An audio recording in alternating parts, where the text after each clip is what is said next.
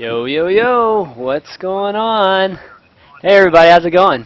Welcome to episode 28 of ChanmanV's Pro Corner, where pro gamers come and show us how it's done. And tonight we've got Slush and ItsGosuViBE on to walk us through some zerg strategies, particularly ZvT. And for those of you folks I know getting a little tired of zergs, just having all the zerg guests, we're definitely going to be having a Terran night on Monday. We're gonna have spades and QXC on, or complexity QXC on. So don't worry, we're gonna have some Terran and Protoss content in the near future. I promise. It's just we've gone through this pretty decent stretch of zergs, but I'm pretty excited. So this is the first time at least Vibe will be on the show, so it'll be great. And Slush has been on Pro Corner and some of my King of the Hills, so hopefully you guys have checked out some of those shows. He was great last time he was on, so this should be a really good night and a lot of learning. But let me pull these guys on and let's just jump into things, kind of see what they've been up to and all that good stuff. And hey guys, what's up? What's up? We're on the show, and I was just just letting them know how excited I am that we're going to be going over some ZvT with you guys, since you guys are such great players, and of course I'm really excited to have you on the show for the first time, Dan, and Paul. Of course, the times I've had you on, you've been great. So this should be a really good time and a lot of learning for the viewers. But to start off, I kind of wanted to get a sense of what you guys have been up to. Maybe the last few weeks, or just what you have upcoming. So, GosuViBE, what you been up to? Just playing StarCraft pretty much. Just practicing, getting ready for IPL and MLG. My team actually, we just ended up winning the ESEA Clan League. Awesome. To check 6 in the finals, and then since that ended, I did a show match against Golden Light and I ended up losing that, but we had some pretty good games, and that's pretty much just practicing the whole time. Awesome. How about you, Slush? Pretty much the same, StarCraft, poker, and I've been chatting with some manager from teams. And yeah, that's going well. Awesome. So poker, huh? You're in Canada, right? Yeah, you're French Canadian. Yeah. That's right. Yeah, so you get to play poker now. Of course. Unlike us here. Actually, it's going to start. Actually, I think poker's going to be starting up in the U.S. soon, anyways, in the near future, I think. So there's probably going to be more players playing some of that too. But tonight, what we're going to do is we're going to do a pro dual coaching format where we have both of these guys take turns playing a live game, and what's going to happen is the person playing will kind of walk us through their strategies, talk a little bit through their logic, while the other guest and myself will be kind of looking over their shoulders, with some commentary or some critiques, and we'll kind of take turns doing that. And the whole point of this, Pro Corner in general, but this particular show is really to have the two guests, Vibe and Slush in this case, collaborating and maybe exchanging some ideas, and obviously for myself and the viewers to pick up a few pointers on how to become better players too. But at this time, why don't we get started? I think we'll start with Slush playing, and any particular map you think is a really good ZvT? I mean, like a really good ZvT map to discuss, kind of thing, or maybe a ZvT map you're having problems with, Slush. Maybe that'd be a decent discussion point. Antigua is a pretty good turn map, I guess. Okay. Why don't we start with that? And yeah, you guys join the ChanmanV channel whenever you get a chance in Battle.net. I can just invite you guys real quick. There you are. I'm in. Awesome. Let me switch. I'll switch over in just a sec. Okay, where are you, Slush? There you are. Okay, so we got Slush in first. Yeah, let me switch over the camera.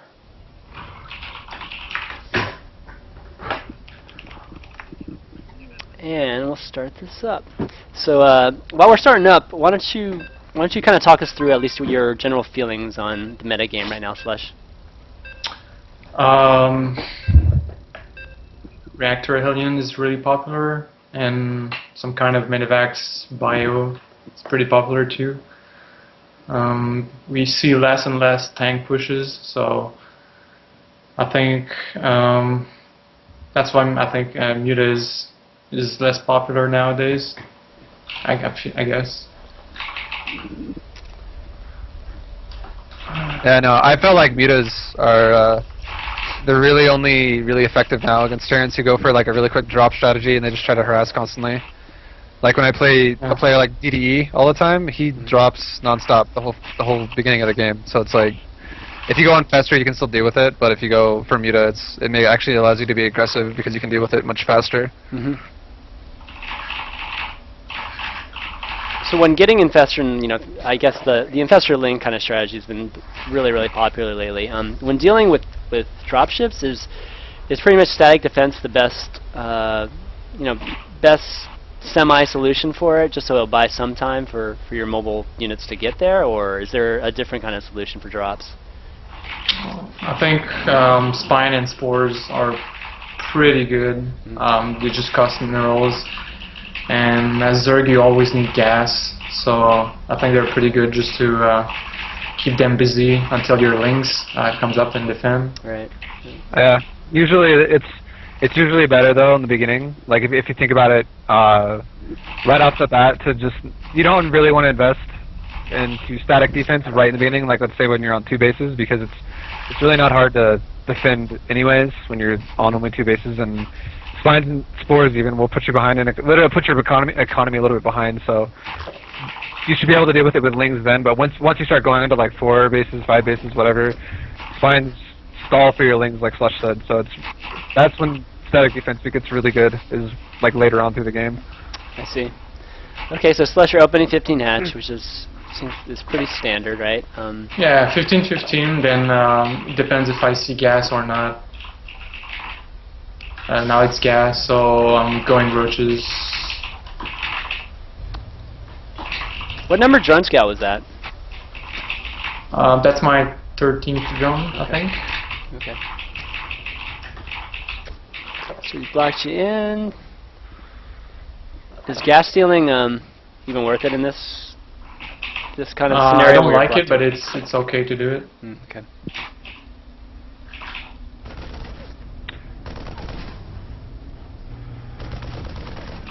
Looking, kind of seeing he's got 1 gas, and then there you go. Gas steal. There you go with it.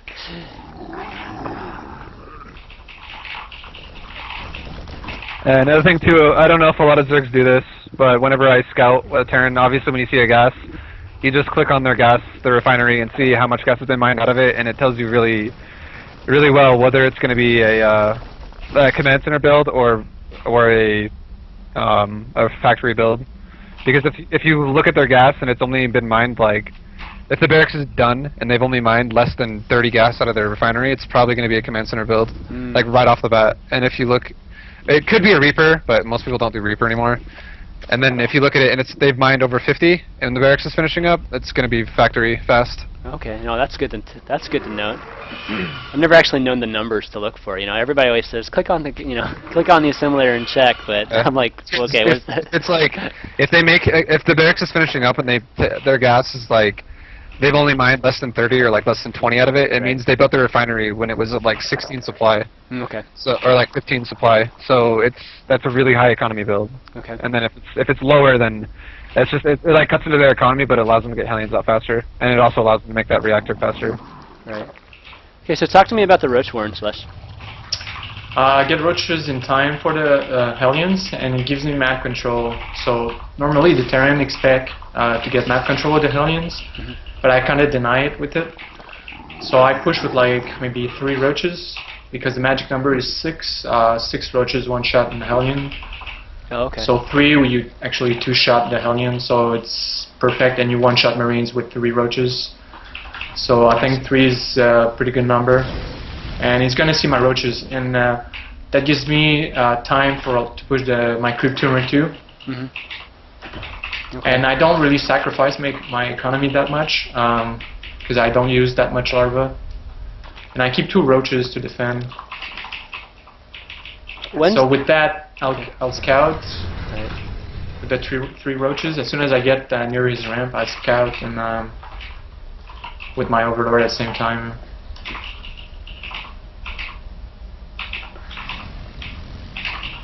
When's the timing of your third queen? Just when you get your third hatch, or? Yeah. Okay. Okay. Got tanks out already, so. That's a tank. That's probably going to be mech, just a guess, but. Okay.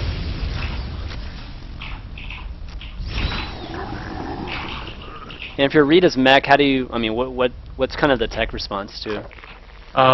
Pretty much going roaches, heavy upgrade on the roaches, and drop a lot of expansion. Well, actually, he's making marines, so it's not gonna be mech. Right. Would you see the second and third factory by now at 8 minutes, or no? Or the second factory at least? I don't think so. He's going one base. No, I don't think so. If he was doing mech, okay. So that's my queue for the third queen. Okay. My archery is like 1/4.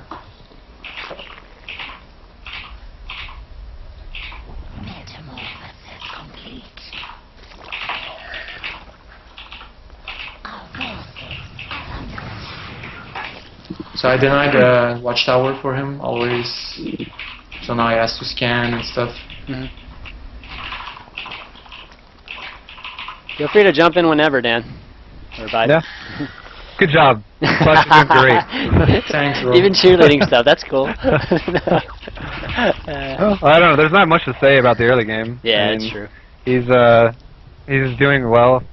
He's taking a third relatively on time, and yeah, he knows that he's not going mech, and I agree with him. Whenever I see a Terran going mech, sometimes I'll do drop. I don't always do drop though. Sometimes I like to go for I just take it like a double expansion, and I like to get roach speed really quick, and then if they ever push out too early, I'll counterattack. Mm-hmm. But if they don't push out right away and they just turtle, I'll try and see what they're turtling with, whether it be tank heavy or Thor heavy.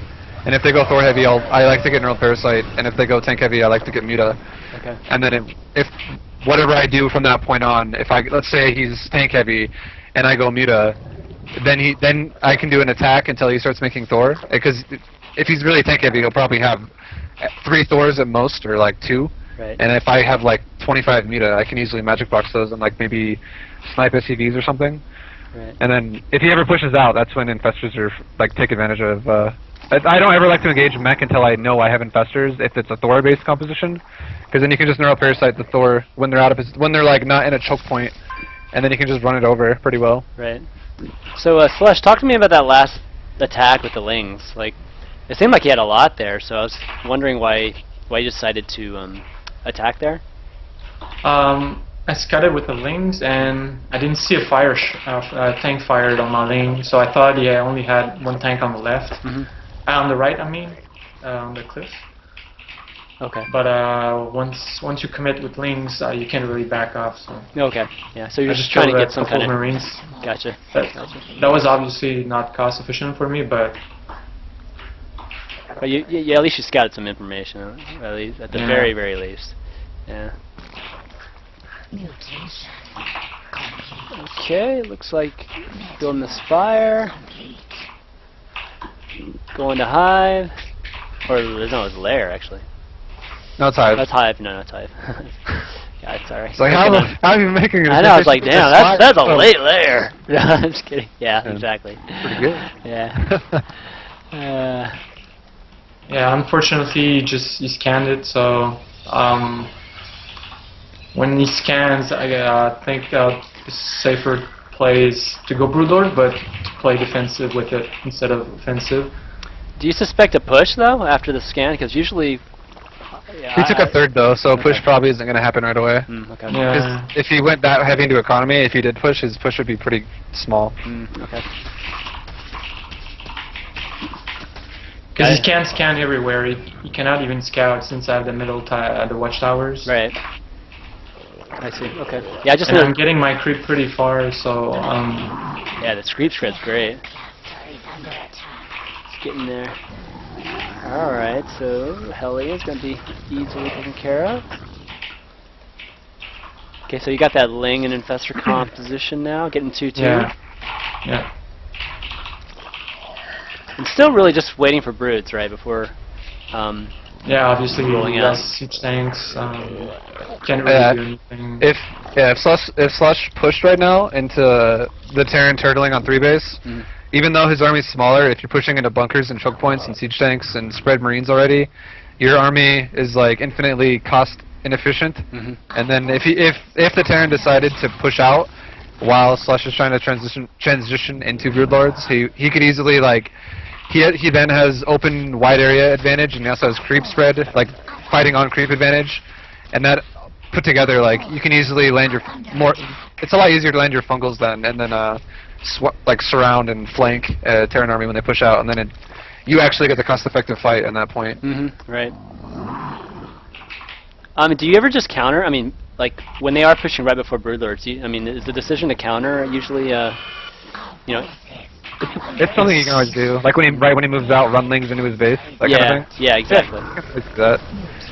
If it's usually pretty good, but it's no, that's a pretty good timing for him. Yeah. I'll hold you out of mid there for a little bit, and if a Terran slow push is kind of like this Terran's doing right now, though, it's really hard to actually send Lings in and expect them to do anything. Yeah. But you're more from 5 broods now, so it seems like it's gonna get out in time here.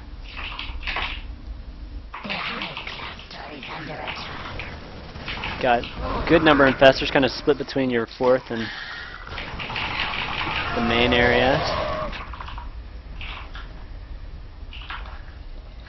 I'm curious how this engagement's gonna go, so can't wait for the broods to. Well, if you look at it though, I don't want to say a lot because it'll spoil it because Slush isn't actually watching. Right, exactly. But there's I'll say in a minute. I'll go back to what I was about to say, and when a fight happens. Sure. All right, took care of that. That little squad the Terran sent there.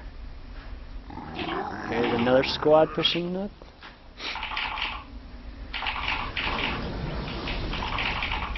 I'm just watching from this standpoint, so. All right, so here come 5 Broodlords.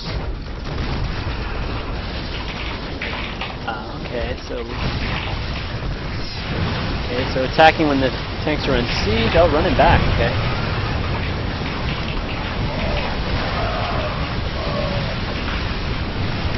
Nice.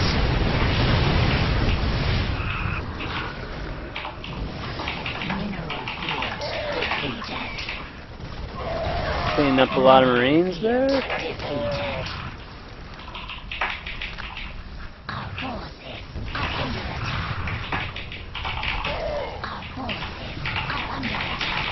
Basically, once they unsiege, you send them all in there, right? And yep. Yeah. There we go. Clean up the tanks. Looks like the Marines will survive, though. Yeah, the fungal growth and then siege splash on top of Broodlings, on top of the Marines, all that together handles them the best. But the Lings, you can send them in if the tanks are unsieged, because then you can actually have a chance of knocking out the tanks. Usually, though, if you do send them in, though, it's almost a gamble, because if you lose all your Lings and you don't kill enough of his anti-air that is going to kill your Broodlords, then you lose your Broodlords, and it takes a lot longer to remake Broodlords than it does for Terran to remake Marines. But what I was going to say earlier, though, was Slush is actually was in a really, really good spot, because the Terran overmade siege tanks way too much. Oh, I see. He had 13 siege tanks and he was capped on supply, and he did that so he could slow push, secure a 4th, and that meant that his answer to Broodlords was kind of crappy. Like, it was just Marines. Right, exactly. So but now even more effective. Yeah. Now that they traded a little bit, and now he has Vikings. Now it's kind of getting more standardish, I guess. I see. Okay.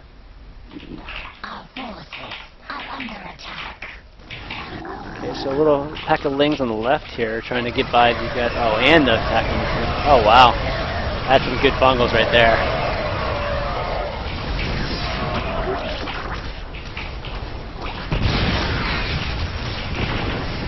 So because he's gone Vikings, you're not going to go back to Broodlords, or are you going to stay on Broodlords? You can. Okay. Yeah. Fungal growth is amazing against Vikings. And then same with like 4 fungals kills a Viking, and if you catch the entire clump of them, then that's 300 energy to kill like 10 Vikings or something. It's really cost effective. Right. And then if he loses the clump of Vikings, then your Broodlords now have no answer again, because it's just going to be pure Marines and a couple tanks again probably. But if the Terran was really good about spreading his Vikings out and like you couldn't fungal them, or you didn't have the resources to make a high unit count and Crafter and Broodlord, and let's say he already has a lot of supply tied up in Viking, then that's when something like an ultra tech swap would be a good idea. Right. Yep. 15 investors here. Wow. Okay.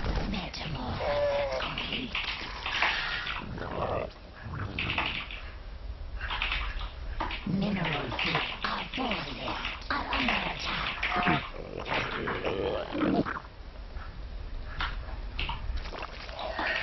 Mineral field depleted.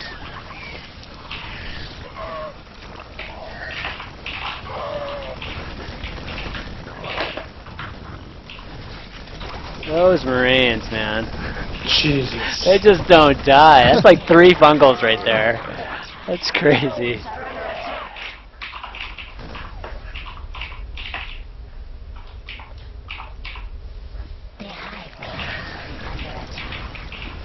Okay.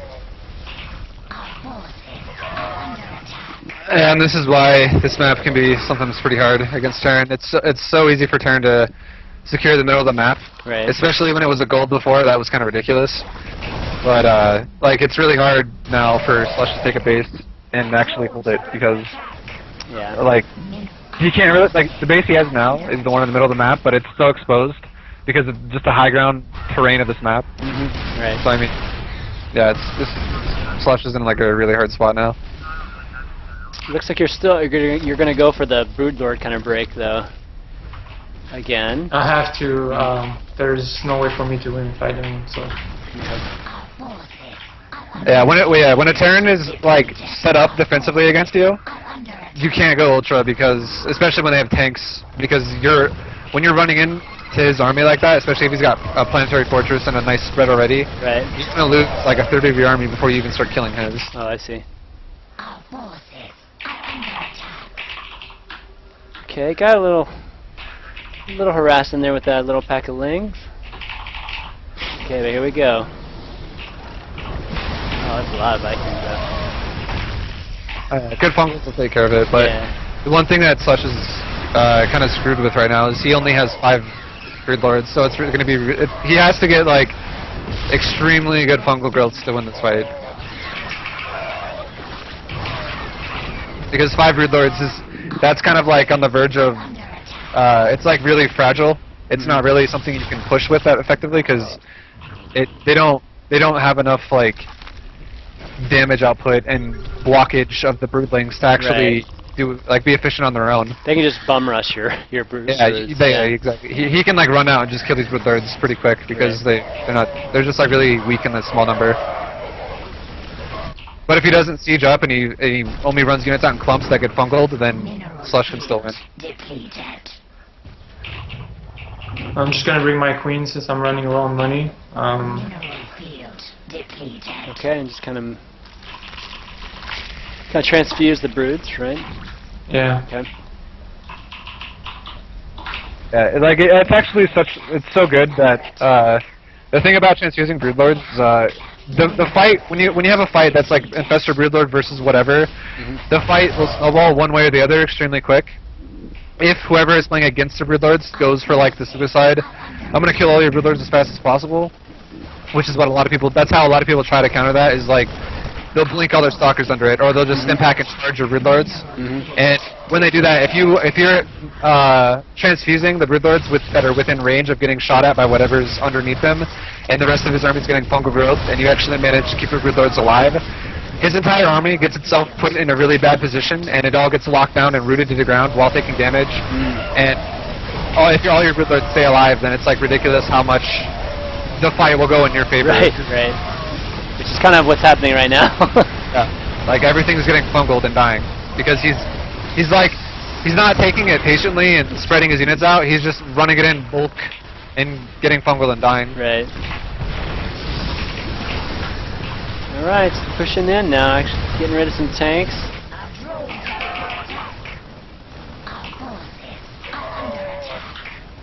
Oh, some ghost action there. Oh, but you got them all.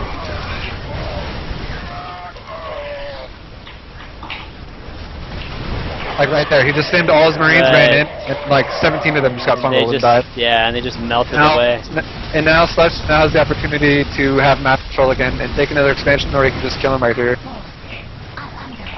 So like, this is what I was saying with like the 5 Broodlords. It's kind of risky, but now he's got 9, and that makes such a big difference. Yeah, I see. So are you going to try to take another base here, Slush, or are you just going to go for the kill? I'll try.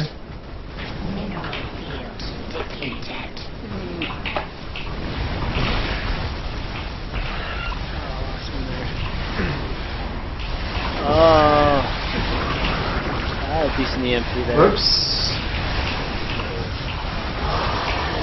And now all the Vikings are dead again, Yeah. or those are at least dead. And that was like another 6 Vikings. Right. And he's still retaining a pretty decent rebuild count, so he still has like the backbone to his army.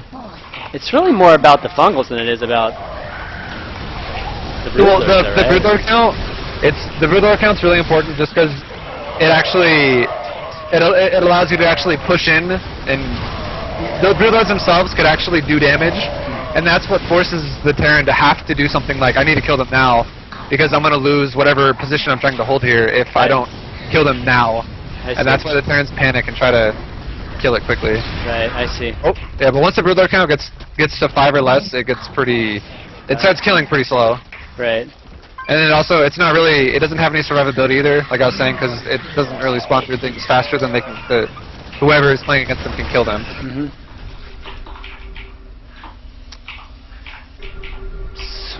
Still not looking great though for Slush here. Yeah, it's just because No, with the expansion, I'm pretty dead, but Yeah. Pyre took too many bases, or he snuck in the bases on the left, and then that's what allowed him to keep coming back, I guess, after the fungals. I see, I see. So, okay, so I guess the general thoughts on that game, Slush, or key moments. Were there any key moments that you'd kind of would redo, kind of, or do you think it just kind of went the way that map just goes? I think I just failed at my first attack. I lost too many links in the middle, and I didn't make enough Broodlords. Like I said, you have to be defensive with it, so you have to like get more and more Broodlords and just defend. But when he killed my fort, this is where it's getting really hard for Zerg. It's even if I fungal the Marines, they killed my hatchery before I killed them with the fungals, and that's what's pretty hard. I see. Okay. Well, and talking while playing is hard too. yeah, I know, man. That's actually. why I don't commentate that much anymore when I stream. Actually, let me remake, guys. Can you quit that? Actually, I didn't pick LNG. Yeah, obviously, these guys are going to be distracted tonight, guys. So I mean, we're going to have to. So people watching, we all know that. We all know that, and the whole point of this is really to have them talk and kind of talk about strategy. So that is going to happen. But let's replay this map, and we'll try to play each map like twice. With each of y'all playing once. And one thing I wanted to ask you guys is, with that last kind of composition, with the Infestor, Broodlord, that kind of thing. I kind of want to get your thoughts on Banes there, because obviously Slush opted for just only Lings, Infestors, and Broods, and Corruptors. Just a small number. Actually, the Corruptors seem to be more about morphing to Broods, right, than anything else. They deal with the Vikings decently. Yeah. Yeah. But obviously, like one of the major mistake I made is I should have bring my queens earlier. You saw the difference with the queens. Yeah, that was a huge difference. Yeah. So. But what do y'all think of Banes? I think Banelings only work in a Broodlord Infestor comp against Protoss. They're not really necessary versus Terran because your fungals are going to knock out all the Marines in 2 fungals anyways. Whereas if you look at Stalkers, it takes 4 fungals if you do it perfectly, but it usually is going to take 5 fungals to kill a Stalker. And when you're waiting for 5 fungals, and each fungal is 4 seconds long, that's 20 seconds of time where you're like, okay, hopefully the Stalkers are going to die, hopefully they're going to die, hopefully they're going to die, and all your Broodlords are going to die in that period of time. Right. So Banelings are actually kind of good against Protoss, because a lot of Protoss is also, like I said, when you'll be going against, Protoss is going against like a massive Broodlord composition, they'll just blink everything in, and when they blink in like that, everything is not only stacked up, but it's right under your army. So then it's really easy for you to be like, fungal, fungal, fungal, Banelings roll in, kill all the Stalkers, or like a good majority of them, so you like kill the critical mass of the Stalkers really quickly. But yeah, against Terran, it's like it'd be like doing a gas dump against Terran that's not needed. It'd be like making Banelings to kill Marines that are gonna die anyways, to the fungal they're already stuck under. And then they would be getting shot by siege tanks as well, so they would just they would just be a waste, kind of. Okay. Yeah, the only reason I mentioned it is just because, you know, if you go Banes, you have to go heavier Corruptors, obviously, to deal with Vikings. But the thing, at least when I play, because I play Zerg, I find sometimes whenever I have that composition, like, I feel like the fungal has to be used for 2 things. It has to be used to kill Marines and to kill Vikings. And I seem to run out of fungals a lot because of it. You know, because they have a dual purpose, right? That's why, like I was saying with the amount of Broodlords, you just can't ever push in with like 5, because when you push in with like 5 Broodlords, that's when you're like, oh god, he's got like 8 Marines, I gotta fungal it. Right. Or he's got like 6 Marines, I gotta fungal it, because it's gonna kill a Broodlord. But if you have like 12 Broodlords or 10 Broodlords, those Broodlords will kill stray units in no time flat. Right. And then you can save your fungals for like the big bulks of units that come swarming at you. Okay, yeah, that makes sense. Okay, got it. Exactly. I think the slight difference is if he doesn't scout your Broodlords, this is where maybe 5 Broodlords is good, because he's not going to be pushed towards your base, or he's going to be caught off guard, so there will be no Vikings. This is why like 5 Broodlords is just enough to make him hunt siege, and then you can push him back. But obviously, if he scouts you, I think you have to play with 10, 12 Broodlords. You have to just wait. Unfortunately, this map is pretty bad for Zerg. Like, it's really hard to get more than 4 bases or 5. Right. Okay, so you go 16 pool here, it looked like? Is that Yeah. right? Okay. I scouted kind of randomly. I forgot it was the Okay, it's okay. So I didn't scout through the middle, and I was like, well, he could do a proxy. He could do something weird, and I was like, I might as well not chance the extra drone. And that's like, you know, that's good. That's what a lot of people don't do nowadays, is really check for proxies. I mean, they pretty much just go straight there. Yeah. I find Korea a lot, and that happens, I swear to God, like every single 3 games I play against Terran. You can tell the people that play on Korea, because, you know, they definitely have different scouting patterns, and that's the reason. Yeah. Okay, so talk to me maybe how your build differs a little bit than Slush's. He gets the Roach Warren a little earlier than I do. What I usually like to do is I like to get my Ling speed out pretty quick, and then I'll go back to mining minerals, because I like to get a really big mineral explosion, basically. And then I also like to go for a really, really fast third, and my roaches are designed usually to...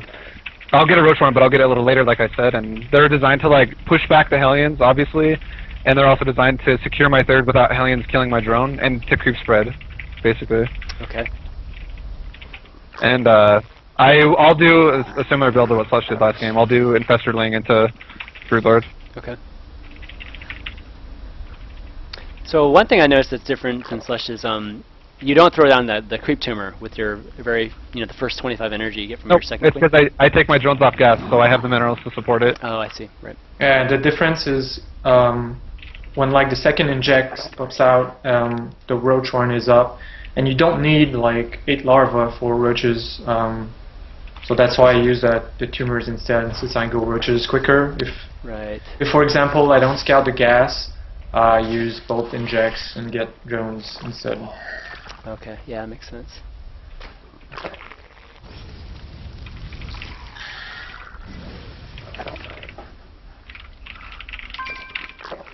So you don't build a spine here?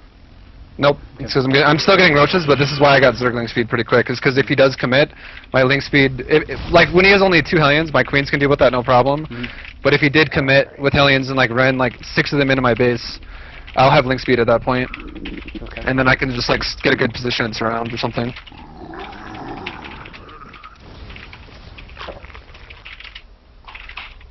And then now my actually I messed up one thing. I was supposed to be mining gas right when I started that Roach Horn, but Right. That's the talking, man.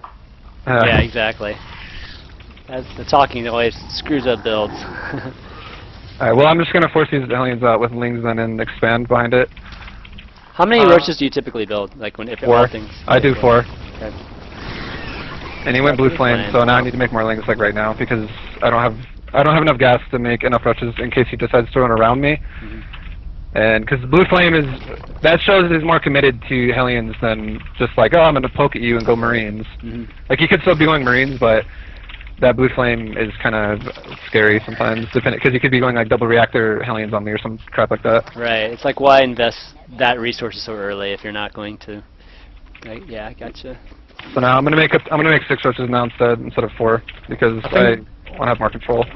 I like your build. The only thing I would add is an Evo Chamber, just in case he goes Cloak Banshee, since What I do normally is I'll do 2 Evo Chambers right when I throw on my other 3 gases. That's Oh, okay. supposed to go. And then I'll do 1-1 before I hit layer. Okay. And then now I have roaches, so now I can start pushing my creep out. Okay. Yep. So the roaches are to obviously take over map control of at least your side of the map. Yeah. And then got that And third now out. Okay, he's gonna drop. he's actually dropping Hellions, so I'm bringing my roaches back. Yeah, this is like that old Slayer build here.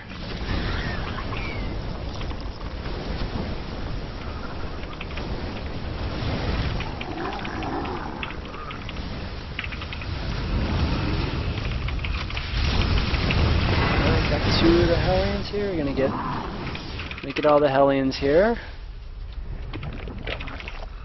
Okay, I don't think you lost any drones here. Okay, you lost 4. And then now that I know he's not going pure mech now, or he's not doing an all-in or anything like that. So now I can what's it called? I can saturate my 4th or my 3rd, whatever. And I know he's taking a 3rd as well, so that's another indicator that I'm able to saturate this and not have to worry about dying. Okay. And where's my queen at? There it is. Seeing that 3rd, does that ever kind of give you the the impulse to just roach ling attack here, or it's way too beyond late that for that? timing. I haven't been setting up for it, and I think it's beyond the timing of me able to do anything effective with it. Okay. In my games, I could have done it.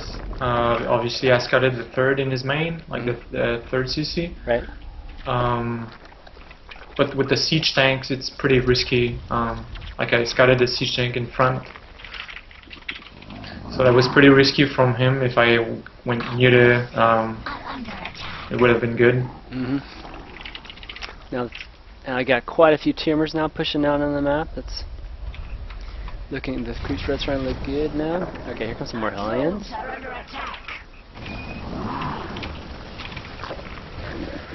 And now oh my god, I'm good like getting owned here.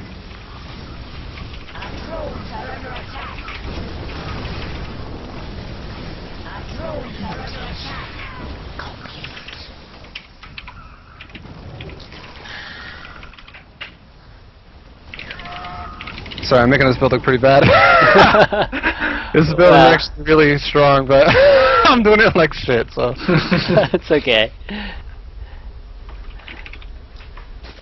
This map is tough too. I mean, it takes forever to run from like your 3rd to your main here, especially with the roaches. Enough energy. Mutation. Alright, and now I gotta kind of fix my saturation on my 3rd. And I know he took a 3rd, so I can take a 4th right now. I can just go set it up. I don't have to actually use it yet. Okay. And typically, where do you go with that? I'll do the bottom left because it's easier to defend if I knock out the rocks. Right. Alright, and now I'm gonna go hive, start my spire. My lings also have really good upgrades. It's going up 2-2 now, and they'll be finishing up a little bit after my hive finishes, so I'll be able to start 3-3 relatively quick. The only thing that's annoying is this fucking Viking. It's like killing all my overlords. But that's okay, whatever. That's a problem with this map is, for example, this position, it's better for Zerg since when the Terran takes a fourth base in the middle, it's actually cross-positioned to the fourth base of the Zerg instead of like almost close to the fourth base of the Zerg.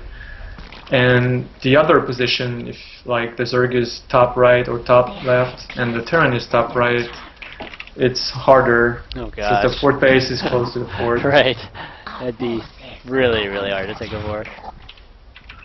Alright, now I need to kind of scout again. And I know he's getting more barracks in my Overload's vision again, but my scouting has been pretty bad this game. It's been kind of not existent. And he's denying my third again, or fourth again. So I'm just going to take a fourth at the gold base, at the old gold base. It's fine. So my Greater Spire. That one medevac just will not die. Full of Marines. I'm going to take a fifth as well now, just because there we go. He's been delaying it for too long. Okay. I'm actually going to take a sixth base as well. I'm just going to... I want to start... my goal is here is I want to make him defensive as hell with Broodlords. Right. Or at least if he does a push and I deny it pretty hard, then I'll have an advantage because he won't be able to push again. And I could be able to deny a push like this with Infestor Ling comp. If he gets like... If I get the opportunity to have really good fungals. Okay. So, I mean... I'm going to just hopefully get some gases going here. That's my whole goal. This is a dropping machine. I could be dealing with these a lot more effectively, but I'm kind of letting him... Okay, like right now, he's pushing. Right. are under attack. The hive cluster is under attack. Nice. Oh my fungal. god. Oh my god. That's some great fungal. Oh, the medevacs are good. Shit. But that's... he's not pushing anymore, though. Like, he's going to turn around. And he denied my... Oh my god. I'm going to lose my fucking... Well, I lost map control of the middle again, and the right side of the map, he dropped my expansion up there, so that sucks.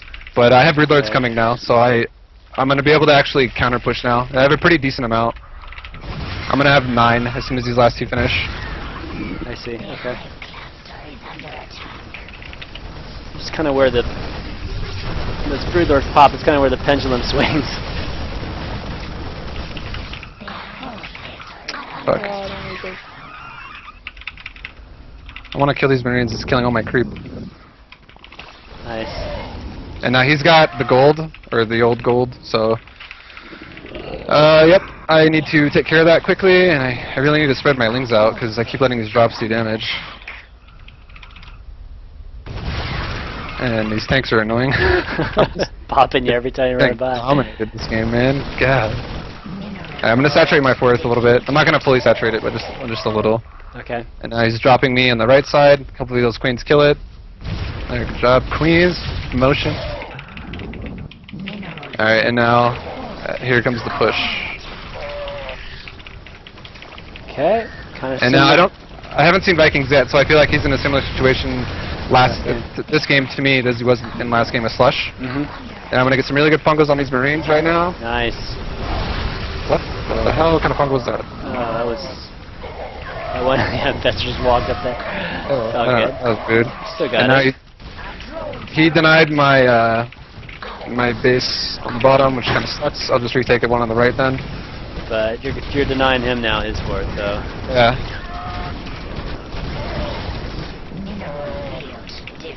I'm gonna leave my infestors and my corruptors with my army, and I gotta send my lings back to my base right now because this drop is gonna do way too much damage. Yeah.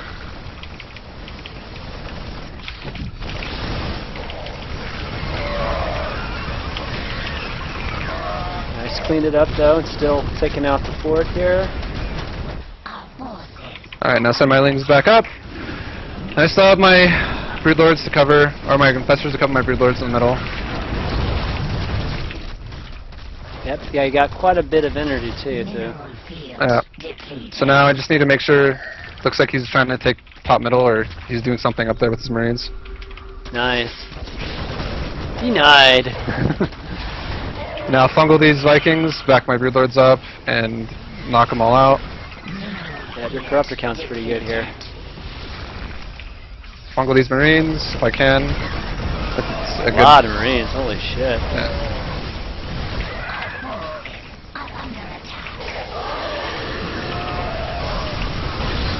I'm out of fungals actually. Yeah, so that's what I'm not sure you have enough DPS here. Yeah.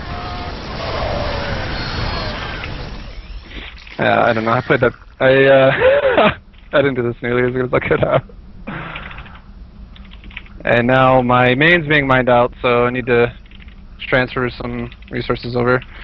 Okay. I still have some corruptors left over, so I can More first. remake some broodlords here. I have a decent bank as well, so it's not like I'm out of this game completely. But I know he does have the top middle base because he's transferring SUVs up there, so hopefully it's not a planetary. I'm kind of crossing my fingers right now. Okay. Gonna go attack it, try to deny it here. Oh, it's just morphing. And he shouldn't have any other base than this right now, sure. so I should actually be in a decent spot now. Oh man, are you gonna be able to kill this? Oh no, the mules. Oh, damn mules. Alright, it's okay, I killed SUVs. Yeah, you killed a lot of SUVs there, actually. Okay, so And now, I think I'm going to have map control again with these broodlords, so I'm just going to throw down my expansion in the middle of the map again. right, so you're not gonna have very many infestors with these broodlords, so. Nope. I'm okay. kind of in like a desperate situation right now because I let all my broodlords die. Right. So That's a problem with this map. It's so hard to get like gas since the fort is hard. It's you kind of have to make a choice, and if you do like one mistake, it's over. I see. And I'm gonna leave some more lings back in my main because I have a feeling he's gonna do another counterattack again. Right. Like a drop or something. Modern. And I need to bring my queens out now. Well, you're right about the counter.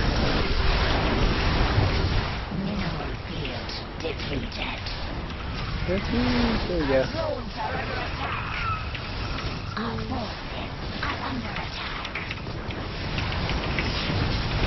And he's killing my top base. It's not good.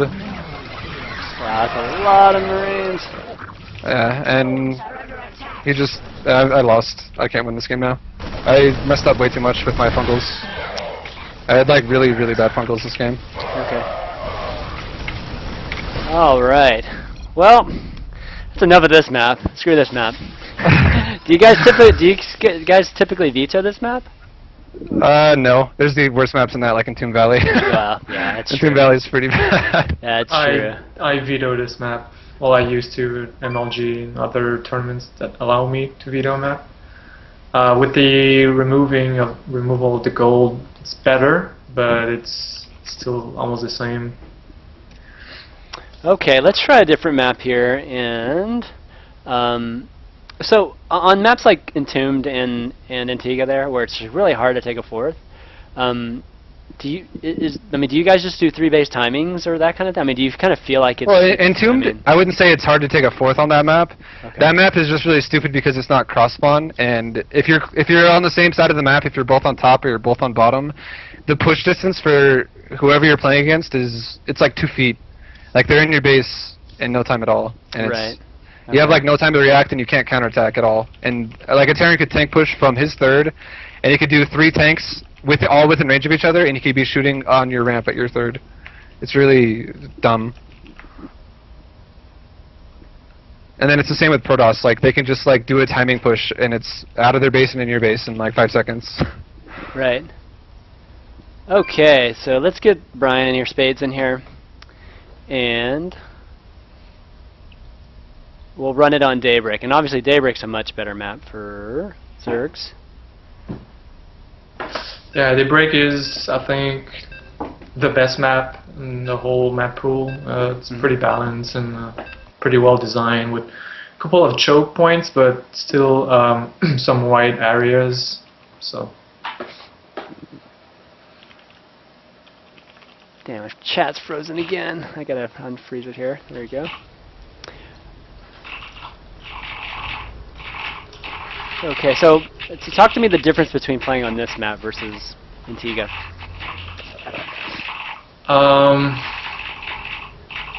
It's better to get 4th base, 5th base, etc. And that, The only problem are the drops on this map, but it's still easier than the middle watchtower on Antigua.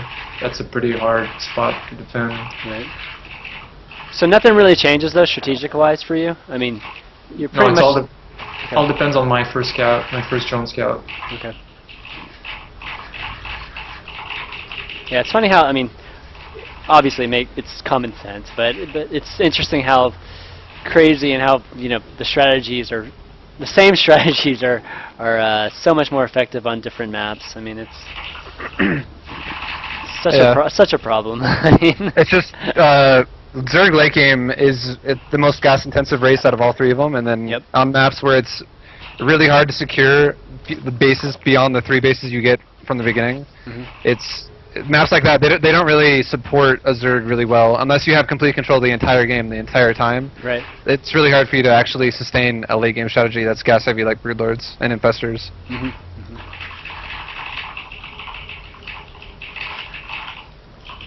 On the 1v1 map, I get 14-14 instead of 15-15. Oh, I see. Just for why's that? if you proxy racks or if you 2 racks, it's pretty easier to defend. Right, because the earlier pool, Yeah, so I see 1 rack. somewhat proxied, but Yeah. And gas, maybe Reaper. I hope not. is this really a good Reaper map? I mean, I would not have picked this map. Like, there's Some people like to do Reaper aggression into expanding, and they'll like try and do something funny with a bunker. But they like some people actually they'll make like maybe 1 Reaper, maybe 2, maybe 3, Mhm. and they'll just try and pick off as many drones as they can with it. And there is a window where you can hit drones before it cleans out Yeah. if you go Reaper right away. So depending on how well the Zerg micros against you, like depending on how good he is at defensively saving drones, sometimes you can actually pay off pretty well. Like you can kill 5 drones and still have your Reapers alive and like put them in a bunker for late game or something. Or you can just use them as scouts the entire game until they die.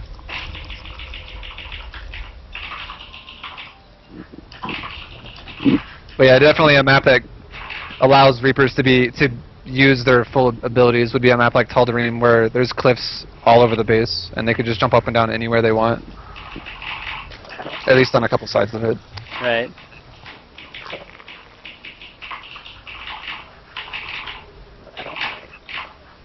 Okay, so that Overlord's making its way to the natural. Alright, there's 2 Marines here.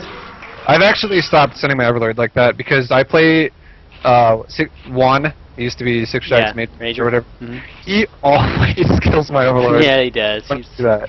Every single time I do that, he always kills it, and it's so annoying. He sends those Marines everywhere, man. What I've started doing is I'll send my Overlord, kind of where Slush has it now, but I'll send it below the space, and I'll have it rally up and down in the open air right there, like 3 times, and then I'll send it up so it has a later timing. I Because so see. he always sends his Marines down there right now, and then it'll miss the Overlord because it'll be down there patrolling itself for a little bit, and then it'll go up and scout the expansion. I see. Because I see. there's nothing more annoying than having an Overlord die at like 20 supply or 30 supply. It's, yeah, a huge impact, yeah, actually. All those could be drones, man. I'm like, alright, well, Yeah. I'm going to make as many drones as I can before it dies, and I'll go deep in the red, and I'll make 2 Overlords. Yeah, exactly. Just try to get as many drones out of it as I can. Exactly. That's smart. I mean, he obviously, you know, hasn't mapped out. He's watched replays and see, you know, Overlord paths. So yeah, switching it up is very smart. Okay, so opening roach again. Pretty much exactly the same way you opened before. Gonna push all the way back to pretty much as natural, right? Yeah.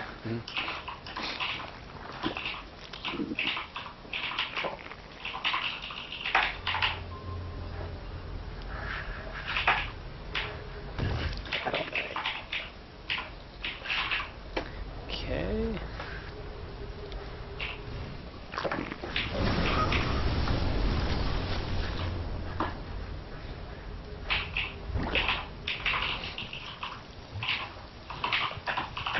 Okay, so no natural being built, obviously on low ground, but knowing Brian, it's got to be. Yeah, there it is.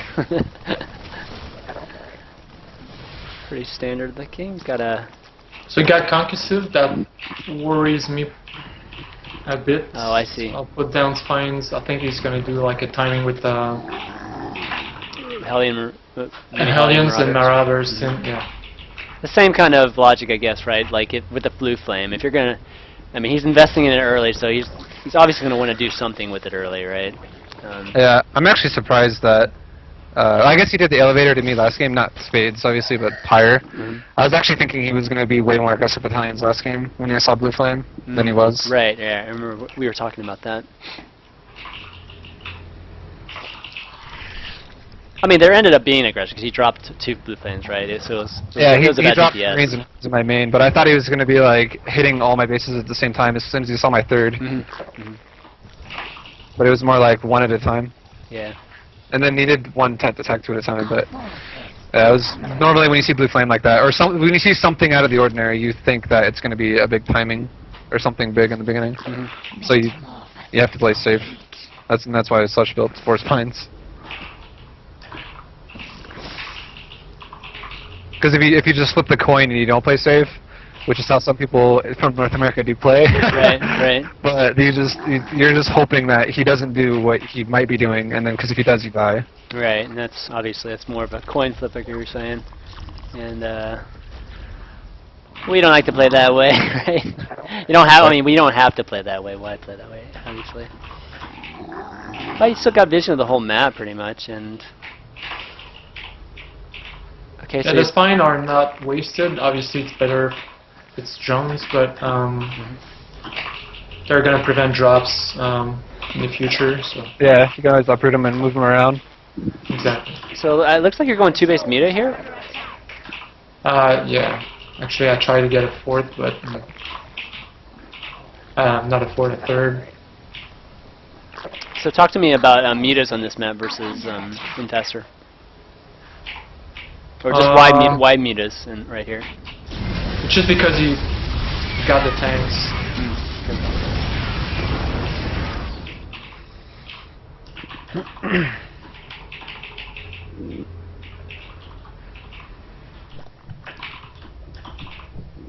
I mean, aren't a lot of zergs even against Marine tank right now going Ling Infestor kind of Ultra? You can. You're not like forced to go one or the other. I actually, like you were saying as well, but until recently, I almost always preferred Muta because there's a lot of situations where you can always make a unit work if you just use it correctly. Right.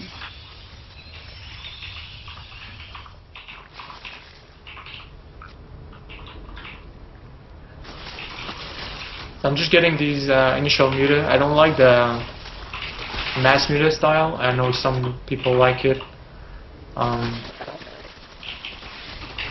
Okay, so you're not a fan of it. So you're just getting enough just to stop drops and to bridge into hive kind of thing. Yeah. Okay. And looks like he got decent turret timing. Yeah, I see it. So I'm just gonna get a 4th base since he got a 3rd and saturating, getting gas. Basically macroing since I think he's not gonna push anytime soon. So on this map, how do you guys like to spread your creep? Like, do you like to spread it, down those kind of those finger paths through the middle, or do you like to go straight across to your base? Optimally, you want to have creep going every single pathway that is available to attack you, because it's not only does it give you vision of an attack that as it's coming before it happens, but if the attack does happen on that creep highway, it puts a Terran in like it gives a Terran an option to where if he moves onto it, he's vulnerable. If he doesn't move onto it, then or if he's afraid to move onto it, then it buys you more time to be greedy or do whatever that you want to do.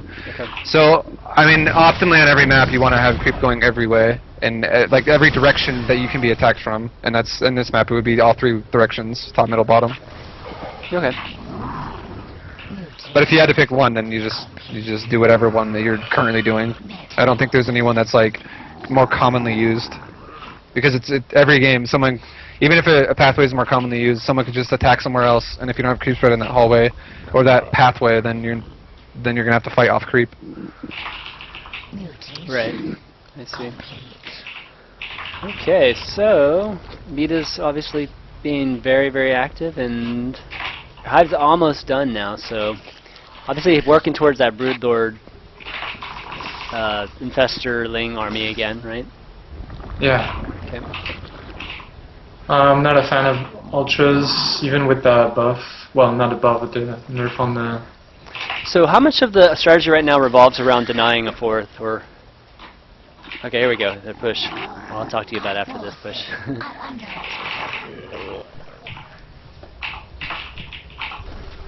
Lots of tanks, lots of marines. Money fungal. Nice. I got a fungal just before he Siege. And you can't siege when you're fungled. Lost a lot of units there, though. It's okay, they're Lings. He did lose out in that fight a little bit more than Terran did, but the Lings are easily replaceable, though. Things are free. As long as he doesn't lose his infestors, he'll be... Because now... Nice. Oh, no. Oh, no vision. lost vision. Oh, shit. That's what happened to me on the Antigua when I was fungling his army. I lost vision in the middle of the map with a fog.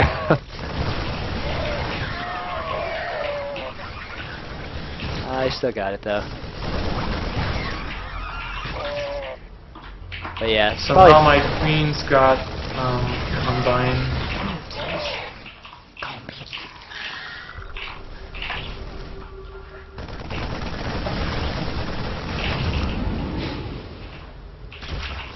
Okay, now that you've stopped that, I don't know, how'd that go, in your opinion? I mean, on the grand That scheme went of pretty things. bad for me. Actually, I didn't macro at all since somehow my queens got unbind. I see. Army-wise, they had a pretty even trade because they both lost Marines and Lings, which is just replaceable army. And then the big thing is Spades lost like 4 tanks or 3 tanks. I think it was 4. And then Slush lost like 4 or 5 infestors, so Right. it's kind of an even trade. Oh, that's a lot. Turret under attack. Our forces are under attack.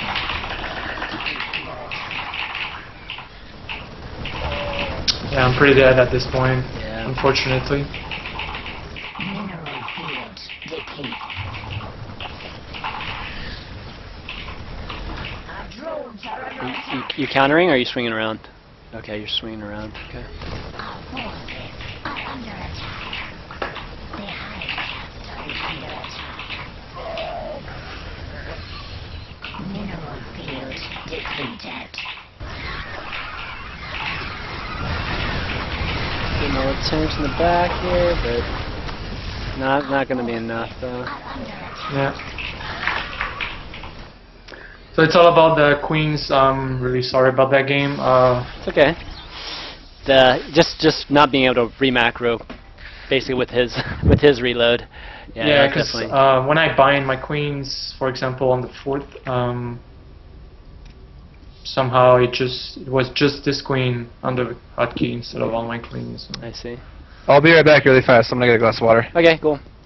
For those of you guys just tuning in, what we're doing is we're having Slush and Vibe walk us through some ZvT games, and we're just walking through strategy and doing that sort of thing.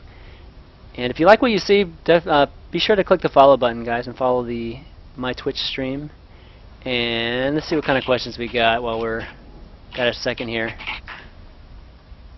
So, when's the last time I had a Terran? It's been a while since I had a Terran. I think the main reason it's been a while for the Terrans is that it's just hard to get Terrans, quite honestly, right now. There's just not very many Terrans, particularly in NA. But Monday we will have QXC and Spades on doing a Terran show. Alright. So, okay. I'm ready whenever. Okay, cool. Let's rerun this.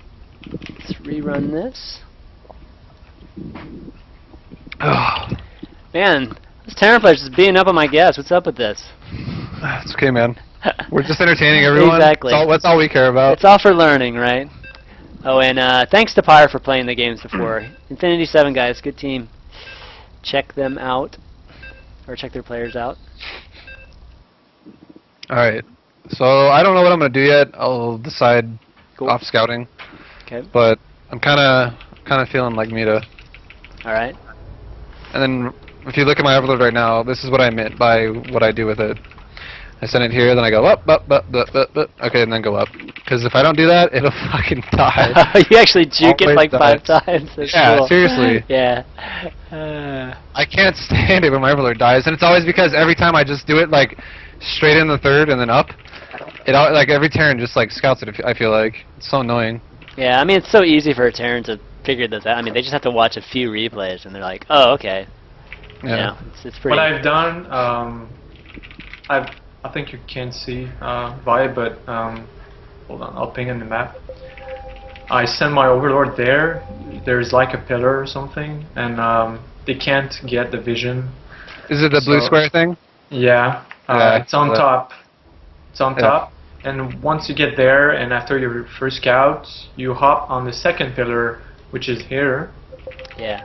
Oh, I see. Yeah. And then you're pretty close to their base, and you can get your Overlord in for a good scout. And the second Overlord, you can send it on the bottom to scout later, third. So. Yeah, for viewers, if you don't know what Slush is talking about, there's these little lanterns right here, like the thing I'm looking at around the map, and these lanterns are considered, elevated landscapes. So you can actually hide Overlords there, where they need vision, like air vision, to actually kill them. So it's kind of a neat little thing to. I mean, it's a neat thing in general to have to scout the entire map, even without creeps. So cool little map architecture things. And I'm gonna do the similar build to what I did last game, but I'm gonna do a variation of it. I'll decide what I'm gonna do throughout the game, but I'm probably gonna go Muta unless I see something that makes me really not want to go Muta. Okay, cool. Where's that barrack? The main thing I'm looking for is gas, and there's actually no gas, so now I could be getting 2 Rexed. So now that makes me kind of nervous that I see no barracks and no gas. Mm-hmm. I'm going to send another drone out to scout my third, because that's the only pathway I have not seen yet. Okay, you went command center, so I'll just turn around right now. Right. Oh. That's tricky. One thing I should have done though, that I guess I kind of didn't. Oh, he's looking for my Overlord.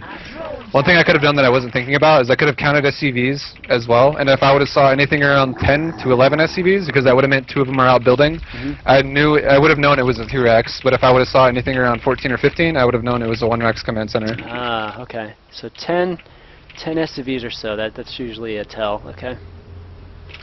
Gotcha. Is there any way I can remove this Skype call button on my screen? You can click the decline or whatever, right? Or which? I don't know. It's like it says ChanmanV on it. It's like blocking my bottom right corner. So whenever I go scroll down the bottom right, it just goes on to Skype. Oh, wow. That's weird. That's pretty weird. You want to pause it? We can fix it. All right, sure. Shoot, I'm actually right. Yeah, can you move it or? Okay, now it says Slush. I don't.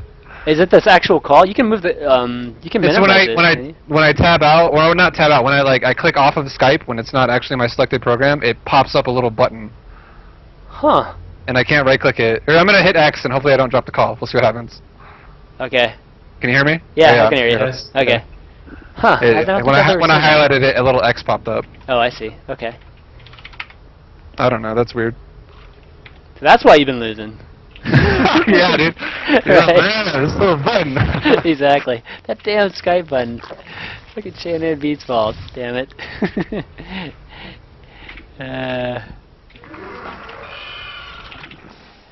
Okay. And I'm making a few wings. I know I don't really need them yet, but I'm going to poke around his base with them instead of defend mine. And since I know that he's not going to have Hellions right off the bat since he didn't even have a gas started when I scouted him the first time, I'm going to take my third before I even have my Rich Warren. Okay. One of these games, y'all are going to have to show us an early attack. Like a, very offensive. Those owns are boring. I know they're boring, but viewers want to see them. Viewers get excited seeing them. I thought you wanted to see like a macro game. Oh, definitely macro. Of course we want to see macro games, but it would be cool to see a variation of Alright, so now I'm not going to forget to put my drones on gas this time, and I'm going to make the Roach Warren. 3 drones on gas. Cool. There we go. Easy peasy. The guy got speed now, so if he moves out at all, I can move in and knock out his CVs. And I see 7 Marines, so that means if he has made a reactor, that means he has 2 racks probably, I would imagine. Okay. Or an Space add-on. playing so greedy, like 7 Marines without bunkers, ridiculously greedy. Yeah. I can imagine he already has a 3rd command center going up. Maybe a 4th. No, I know he doesn't have a 4th, but Thus my comment about you guys showing us an offensive build one of these games. Generally speaking, I think he plays greedy, right? Brian tends to play. Yeah, he tends every to play time I play him, he's pretty greedy. Yeah. I'm only gonna make 2 roaches as well because I still haven't even seen a Hellion yet, and I don't know what. I'm gonna scout his gas on his expansion, and I doubt they're even there. Okay, so Yeah. you got your 3rd Just up. 1 down. Your 3rd and 4th gas are just finishing up. Oh. So it should be almost muta time. Well, once you get layer, shoot. I'm doing upgrades. I'm still doing double upgrades before layer this game. Okay.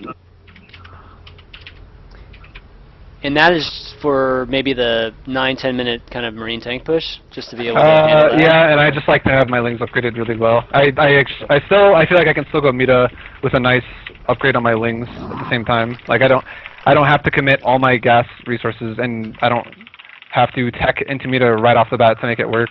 Right.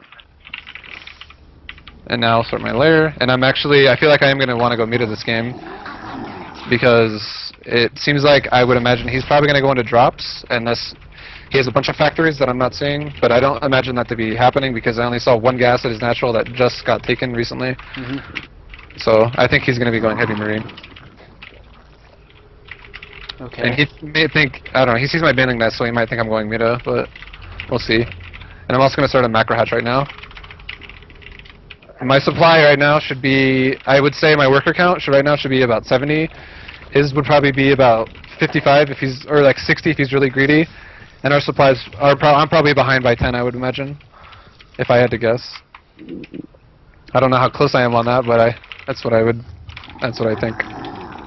Workers, you're right on pretty much, and supply, you're. If I'm ahead in supply, I'm actually really surprised. I really doubt I'm ahead right now. If I'm ahead, I'm like amazed. No, y'all about even. Yeah. Yeah. But now I imagine he's probably sneaking a 3rd in because I forgot to scout that, and it's been a while. I bet he's probably taking it like right now. And if he is, I'm actually just gonna throw in my 4th right now. And if he's not actually taking it, I'll cancel it, or I will cancel my drone from going there. Right. But I think he's taking a 3rd. And obviously, a lot of those comments that you're making are from lots of experience, right? And, Yeah. Yep. It's a map pack. Yep. Exactly. No, I know this game so fucking well because I play it 10 hours a day or 8 hours a day. So. Right. Right. Yeah, people are like, don't give him hints. And it's like the reason I'm mentioning is because it's good to know, you know, like where you're supposed to be. I mean, he knows. He's seen many replays and he knows where he should be with this build. So. And I'm trying to spread my creep in all directions, like I was saying. And got my macro hatch done now. And now that I know he took a 3rd, I can. I'm also saving some bank here for some muta, but. I can just make sure, I don't want to die here, so I'm not going to saturate my 4th yet. I'm going to make a meter round, and then I'll put him on defensive, and then I'll saturate my 3rd. I see. And my meters are now going to start up here. I'm going to make a second macro hatch, actually, because I'm going to get a lot of income here in a minute. So once you get muta, I mean, do you already have in the back of your head that you're going to hive, kind of once you get Yeah, you have to go hive with muta. You're all in if you don't. So when is that transition? Like once you get like? When I get upgrades ready to go to 3-3. Okay. Well, they're already going to be. My upgrades are going to be faster than my tech, but yeah, I'm going to relatively soon. I'll be making my layer once I get a good meter round as well to what I'll initially spend my gas on, and then I'll go into hive. What the hell? There we go. All right, so it looks like he might be pushing. I'm going to go check out his main. Knock some reactors out. Wow, he's actually got no turrets where you're... I can actually knock out the tech lab that's making something. And I'm gonna. I don't Oh, know. you're losing a lot of meters though. Okay. Oh, that's like 4, I think, or Yeah. 5. are under attack. All right, now I just gotta clean this army up, and then I'm in a good spot. Lots of Banes being morphed. 29. Okay. Alright, someone take note of this engagement here. Spreading my army out a little bit. I feel like I lost more meters than I thought I did. Maybe that was pretty bad. Alright, so now I'm gonna run my stuff around the side. Split up, split up, split up, split up. Now go for Nice. it. There you go, nice. Great engagement there. He's gonna take out your fort though. It's okay. It's gonna kill a few drones, but I just wiped out his entire army. And now I have a window now where I should be able to kill his 3rd. Okay. I feel like I should at least. I'm gonna double expand now. Okay. And I didn't start my hive, and now I'm starting my hive. Mutation complete. And you're gonna continue building metas? Yep. Yep, for now. Metas and links are. Yep. Okay. For now, yeah. I'm not gonna go into Brood Lords yet. It's way too early. Okay, so going for the 3rd here. Let's see. Our forces are under attack. Making some more banelings because I don't have enough anymore. Right. Oh wow. Yeah, this looks like should be pretty good. And I can actually lure some Marines out of position here. Or never mind, he's got Marines up there. So actually what I'm going to do is I'm going to spread my army out again a little bit. And I'm going to hit him, I'm going to sandwich the army in the bottom. Nice.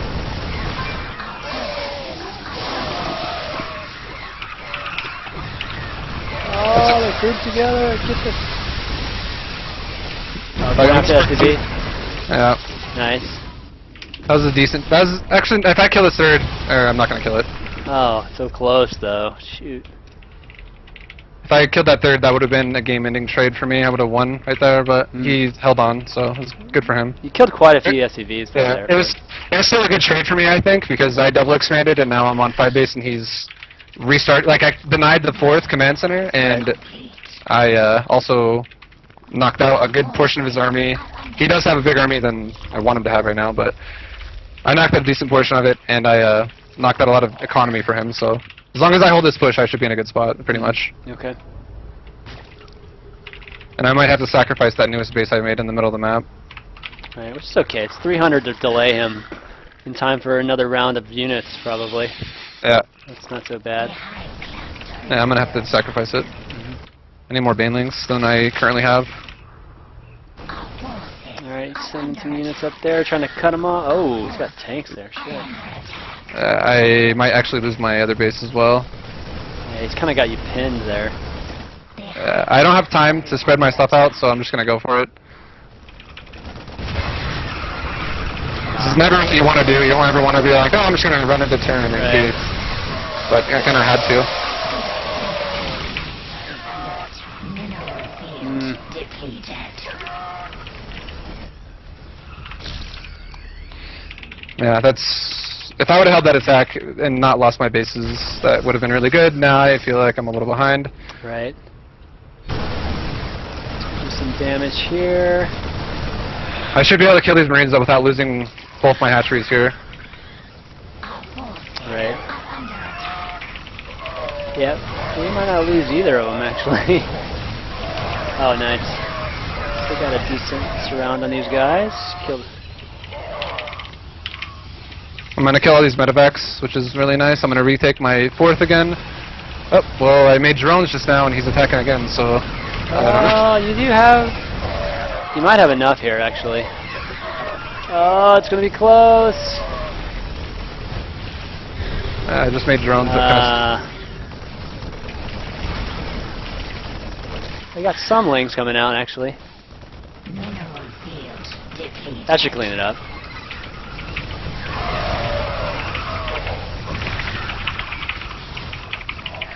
So I don't really know if this is like all in from him now, because he's really, really, really aggressive, and I don't know how much of an economy he's still retaining. But How do you feel? I mean, how do you feel you are in the game? if I get my Brood Lords out and I'm able to make something happen with them, I feel like I'm in a good spot. But I feel like right now I'm probably gonna die. Okay. Because I feel like right now I'm forced to go Brood Lords, but I can't at the same time because I'm going to die in the transition. Right. He's just And pressuring you constantly at this point. Yeah. Yeah. So I think I'm dead. Because I just lost my only mining base again. Right. Or my main mining base. Do you think taking out that third would have changed all these attacks? Yes, because I killed his 4th command center, the one that would have replaced it, and then he wasn't totally. Oh my god. He wasn't completely mined out yet in his main or natural, Oh, nice. so he wouldn't have swapped out one of those command centers, and he would have had to completely rebuild what I killed. Mineral field Chase me, come on, Spades, chase me, chase me. Well, you're gonna catch some units if you want, but Hive cluster is under attack. Our forces are under attack. he's stream hacking that. Oh, come on, come back. I lost. Oh man. Yeah, I think he didn't have. He was just doing that off 3 bases, right? He might have had a 4th just starting at the very end of that game, but Yeah, I think so. Yeah. I didn't actually look either, but I think what's up, bud? That was pretty close, I think. For it's just about the third. Maybe if you're muted with the 3rd attack with the bottom, I guess bottom army with the banelings. Yeah, Maybe you could have killed the CC. I didn't expect there to be like 5 siege tanks or 4 siege tanks just sitting there by themselves. I thought he would have had marines there as well, right. Mm. but all his marines went up top, and then it was literally just like 4 or 5 siege tanks with a bunker killing all my banelings on the bottom. All right, let's. What do y'all think of Collect Kingdom? You want to try Collect Kingdom here? Yeah, sure. Let's get a win. Let's get a win for you guys here. but it's all obviously understandable. But we're gonna get a win right here. I can feel it. I can feel it. So we'll probably do one more game with each of you guys. And for you viewers, just tuning in, we're having Slush. Oh, we have Slush and ItsGosuViBE on the show today to go over some ZvT strategies and walk us through some live games. And Spades is our playing partner today, and we're playing COD Kingdom. If you like what you see, like currently with the show and with the stream, be sure to click the follow button and follow me on Twitch at ChanmanV for any show news or just any updates on the show and that kind of thing. I post them all there. Okay, here we go. Let me start it up. Do you guys like this map? It's okay. Yeah, it's fine. I guess when a Zerg says it's not terrible, it's definitely a good map. Well, it's definitely not Zerg's favorite map in my opinion. Mhm. Like Spades is making it sound Zerg Kingdom, but Zerg Kingdom, jeez. it's not I think this is a decent, like it's not an imbalanced map in any way. There's nothing that like favors one race or the other in my opinion. Right. There's a lot of counter path for Zergs, but the high ground in the middle favors Terran, obviously. So viewers, we're going to do Q&A at the end of this, but you got to add me on Skype and I will call you. My Skype ID is ChanmanV, and you can call. You can talk to these guys live if you want. And next game, since you want to see an all-in, I'll do an all-in for you, okay? Okay. I'll do Spade. a Richling Baneling. Yeah, Richling Bane all-in. Okay. Spade, you hear that? Just kidding. I have like 4 bunkers before he even sees it. Right. Come at me, man. Come on. I still remember when In Control was accusing Paul here, or Slush here, of stream cheating on the King of the Hill. that was pretty funny. Jokingly, guys, not for real. Slush just has StarCraft sense like no other. Okay, here we go. So same deal, 15 hatch, right? And 13? 14. Since Oh, 14, it's a right. 1v1 map. Right, 14. But it's just me. Maybe because I suck defending 2 Rex. But that gets the Lings pretty early, and sometimes it catch the Terran off guard. Yeah, Mhm. you won't have to. Yeah, if you do a pool that early, you won't have to do like the dance with drones while he's making a bunker, and Yeah. hope you don't lose all your drones. So why do you think it is that when you're playing on the Korean server you see so much of it versus NA, for Because- instance? Koreans are really good at multitasking, and a lot of NA players are not so much. Like a lot of NA players, if they go in the mindset of I'm gonna go aggressive, they're gonna go aggressive and they're not gonna macro. It's And all a lot in, of pretty yeah, much. they turn it into an all-in because they don't macro behind it. They just focus on their army. Okay. And then a lot of Korean players will literally they have such good macro and like they can do that while being aggressive. Right. So that's why Korean players are more likely more aggressive. Like if you had to just like say as a whole are Korean players aggressive, then they usually are because they're really good at multitasking because everybody does it. So it's like you just if everyone else is doing it, you just like that's like the normal thing to do. Right. That's standard over there. Yeah. Got it.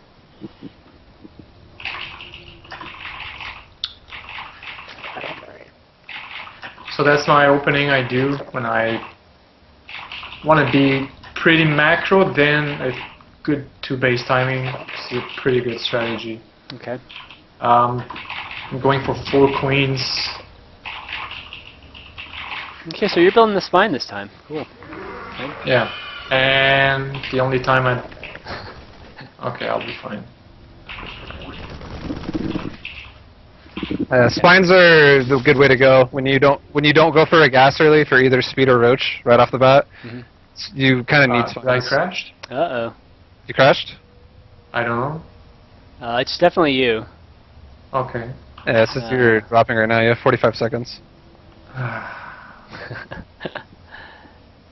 Let's cross our fingers. Hopefully we'll come back. We'll get off StarCraft. We're not having a good time anyways. We'll go play the beta, the Diablo 3 beta. Try the changes. My StarCraft 2 just crashed. Oh my god. Oh, did it really? Okay. Well, we can restart. I can't even type in there. What the heck?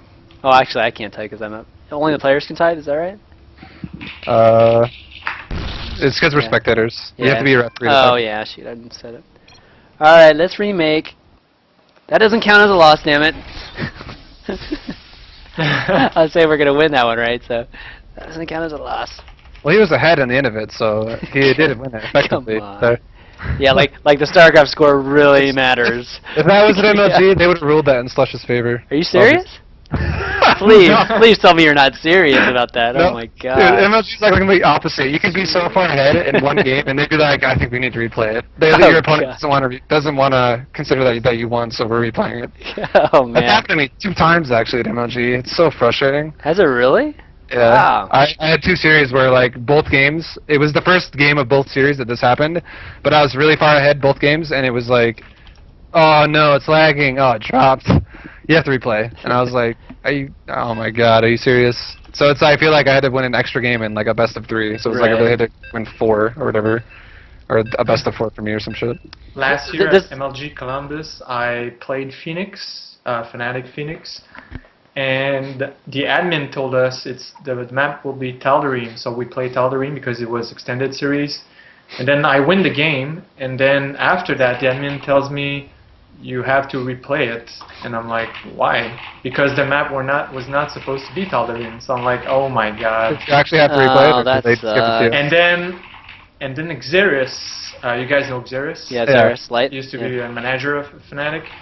Comes and talked to Phoenix, and then Phoenix forfeit the game instead. So it was pretty good manner of him and Xeris. That would be pretty dick though, like. Well, it's not my fault. It's the admins. I don't care if you win the game. Exactly. Well, Xeris was like, "Did you lose fair and square?" Like he was talking to Phoenix. Phoenix said yes. He said, "Then you have to forfeit." You have to forfeit, or just one game. Yeah, just the one game. Because that would be pretty. I know, but did he actually have to? No, it's just like have dignity. Yeah, just honor type of thing. But I was just, I just wasn't sure if, Okay, cool. That's really cool of Phoenix. It's proper. There are people that won't, especially in MLG, believe me. Because when there's money involved, a lot of people will just take the easy way out of everything. Exactly. That's unfortunate, but it's true. Did it happen at the same MLG for you, or 2 different ones? For what? For me? Yeah, 2 different ones or It the was same? different. Okay. One of them was championship bracket, and the other one was in the open bracket. So the one in the open bracket was like round 3, I think. Mhm. And the guy I was playing, he was on the team I actually used to be on. I'm not gonna name drop him because I don't want to say anything bad. Yeah, I think we all know what team that used to be. Okay. But, well, it's not Six Tracks. It's the Okay. team before that. Oh, okay. But yeah, I never actually met him. He was like the second generation of that team after the first generation that I was on ended up leaving, and yeah, he was a cool guy. But when the game disconnected and we knew I won, and the admin was like, "You got to replay it," and I wasn't gonna be like, "Hey man, we're not replaying that." I was like, "Oh, whatever." And then he was like, "Oh, well, we're gonna replay it, whatever." So I don't know. Both times I felt like I ate it. Like I was like, I could make this a big deal because I was the one who was ahead and I don't want to replay it. But I was like, I'll just eat it and just play another one. You're Whatever. just like, I'm better than him. Who gives a fuck? No. Yeah. Well, the one that was in championship, like the one in the open bracket, I wasn't really too worried about that Yeah. because it's still the early part of the tournament, and Yeah. it was like his first LAN, so I wasn't gonna be a dick to him, and especially since he was someone that was on my team before, I didn't want to just like Right. be an asshole. But the one in the championship bracket, that one I was pretty mad. I was actually really mad about that one when they made me replay it because it was on the mini main stage as well. And there was a crowd of people behind me that was watching, and they all knew that I won. Everybody knew that I won. And then the admin, and then the guy who I was beating came over and he was talking to me. He's like, "So that was pretty close, right?" And I was like, "Are you kidding me? I don't think so, dude." And then we ended up having he's a cool guy, so I know him. I wasn't the first time I ever met him. I've known him for a while, and I wasn't gonna make that like an issue. So I was like, whatever. Dude, you should have pulled out like WWE wrestler on the mini main stage there and like Yeah, right. playing to the crowd. Oh, that would have been awesome, dude. No. I will say the game after that I was pretty mad and I ended up losing the next game. Oh, that's. I still won the series. Oh, okay. So that's all good If then. I had lost the series, I would have been really pissed. Right, of course. Because I was in the losers portion of the championship bracket, so that was like all or nothing right there. Hmm. All right, let's get back to this game. So command center, tech lab there, right? Yeah, that's pretty standard. Mhm. You got the spine there, and it looks. So you're getting real late gas this time, though. Yes. So I just want to saturate 16 workers on each base, and then this is where the all-in Oh, you're gonna all in? starts. Yeah. Oh, yeah, me and Slush are doing like the same strats. Right, exactly. Exactly. He's gonna get it twice here.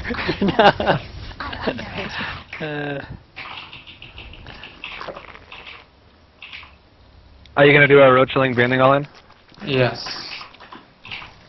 So I actually haven't looked at the replays really closely on like DRGs. Is this going to be DRGs kind of roach vein? Yeah, this is almost like the RGs. Okay.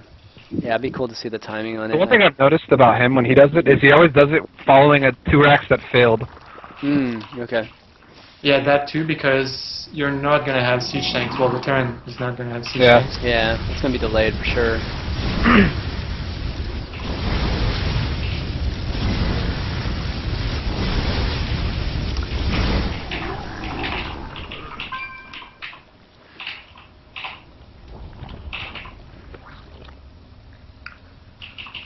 Okay, so getting the So I rush. did not war. expect 6 aliens. You got a good wall here, though. It doesn't Yeah. really matter, though. Right? And the evo chamber is just to stall him. Like, I don't wanna.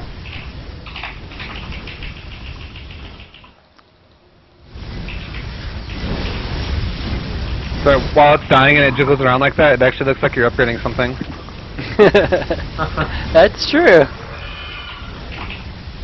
Okay, so you're just gonna but you're gonna chase. Yeah, you're gonna chase them at the last second there. Yeah. If you don't want to lose it, if you don't have to, of course. And then you're gonna hide the rest of the roaches, right?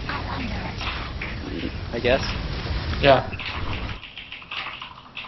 So yeah, right now when he shows 3, it looks like the Ling Infestor build. Right.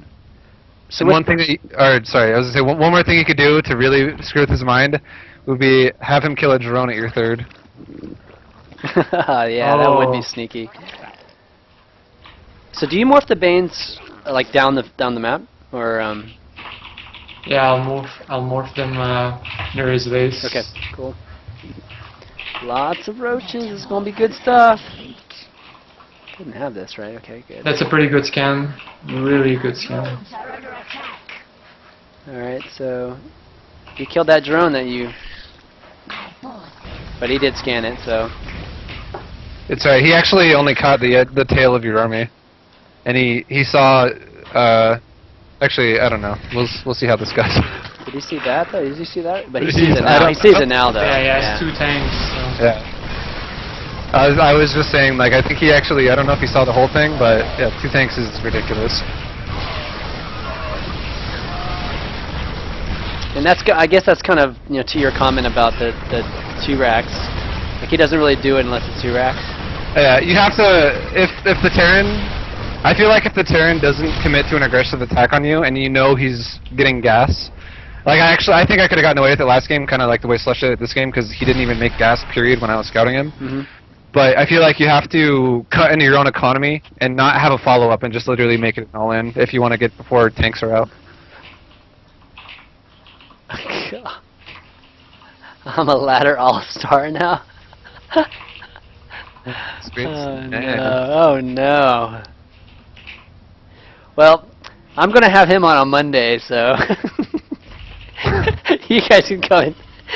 You guys can come and beat him up while I'm talking to him on Monday. if you want.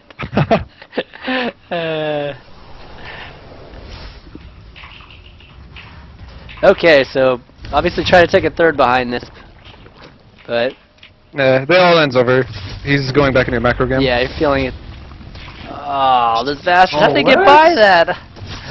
The drone That's just okay. like, They're not like, gonna "Ah, go ahead, I don't care." Yeah, the one drone's like hinging door there. I just got their drone. He mineral walked the Hellions, dude. You can do that. Exactly. it's a Terran secret. It's like the cash for gold thing. The Hellions just melt down the minerals. Yeah, the Hellion just like goes on 2 wheels and goes sideways, like.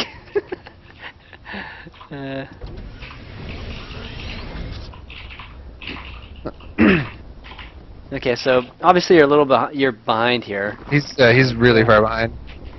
It's gonna be really hard to come back. Like the only way Slush is gonna win this game is if he either gets some really lucky attacks or Spades makes some mistakes. Well, let's kind of talk about this. Like when you're behind like this in a game, I mean, what's the proper way to do it? I mean, is it to continue with what you would, like if you continue to do what you normally do, I feel like you just fall even further behind. Well, you can't just like say I have a build and my timings are when I do timings Right. and I'm just gonna follow those timings the whole game because your timings are now shot to shit. And if you do something like an all-in and then try to transition into that, Right. so now it's gonna be literally like the best way you can go about playing a game like this is scouting, seeing what the Terran's doing, and try to make an ideal counter to what they're doing. But every time, let's say he moves out and he attacks, possibly try and go snipe some economy, do like a small counterattack. Maybe that'll work for you. Maybe just try to do like some risky things like get burrow, maybe Yeah, go land some exactly. Baneling landmines, or just hopefully you're gonna catch you're gonna have like a really ideal fight for yourself, because if you ever get caught out of position one time where he has the advantage in a fight, you're gonna automatically lose the game. Okay. Yeah, that's kind of what I was trying to get at. Is just you have to take shortcuts, but what do you take shortcuts towards? You know what I mean? It's like And one way is you could also play extremely greedy, and you could take like you could know that you don't really have map control to saturate another base, but you just do it anyways and hope he doesn't attack because you know you're behind. right.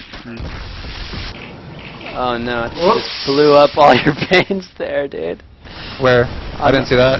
Oh man. Oh my god. That's not a shortcut. That's okay. As I was about to kill this third, and Yeah. Yeah.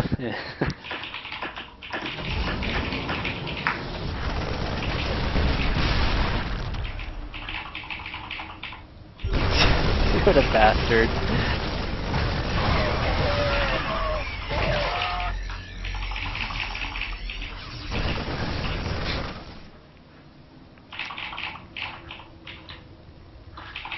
Well, alright, wanna keep playing this out, or you wanna... He still has until his third dies, or until Yeah. his army just gets in a position that's unstoppable. There still is. Oh, you have a chance third. that That's he true. win. You still have your Yeah, third's still he- fully saturated. He had a fourth, Yeah. and now that's his third. Okay. Yeah, so you clean this up, you'll be. Still, Even if he cleans it up, it'll be hard. Yeah. Just because now he's in like a weird position where he has to defend, and his main's getting dropped. there you go. Well, okay, I think. All right, we'll do that map again. Okay. We'll do my variation of the same all-in. Okay. Surely he wouldn't think you would do it right after that, right? Slush and I, we're mirroring strats, okay? Let's just pick one. I just followed up. Exactly. Well, normally it was Baneling and Lings flank with Infestors in front with more Lings, but that didn't go well. Oh, this is the last game? Yeah, Oh, last one. Wow, dude, this time went by so fast. Yeah. Dude, we're having fun, man. You know, it's like. Fuck yeah, Hell yeah. We're gonna go 6. So for you viewers, so check it out. Hopefully I'll bring this one back for Zerg team, okay? Exactly. Go Zerg team. So for Actually, viewers, that's not gonna work though against Spades. so after this game, viewers, we're going to be doing Q&A. So start adding me on Skype, and I will message you, and I will call you whenever we start the Q&A. I don't know. That's why I stopped doing this, but kind of like I do it sometimes, not usually, just because it's if a Terran plays non-aggressive or non-super greedy, it's really easy for them to stop. Right. If they scout it once too, it's kind of impossible to make it work. I think if you get like an Overlord scout and you see the third CC really quick, Yeah, well, yeah, for sure, yeah. The third then CC. it's good. If not, then maybe you can transition into the macro. Like instead of going all in, you just get maybe 5 roaches or 6, and you just take a third. Get a good crease spread since you have like more queens than usual, and I don't know. I made this work one time, even though I played against Juan, and he didn't take a third CC, and he did kind of a similar build to what Spades did last game. He went for a few, like a 4 to, I think it was 4 Hellions, and then he swapped it over to a Tech Lab, and I hit a timing where his siege mode was like 90% done right as my attack was coming onto his ramp. But the thing, the trade-off was my economy was pure crap. So if that attack didn't do it like much at all, the game was already over. Okay. How many tanks did he have at that point? 2. Okay. But he didn't have any siege yet. Right, which is a huge difference. No, that's a good It's timing. a huge difference, right? I think Spades gets siege, and then I think right after the siege mode. I'm not sure, but we'll see. He's probably gonna do the same thing now. Yeah. Let's see if your all-in is faster than mine. It's time trials, guys. It's like, oh, I just hit a checkpoint. Yeah. Exactly, right?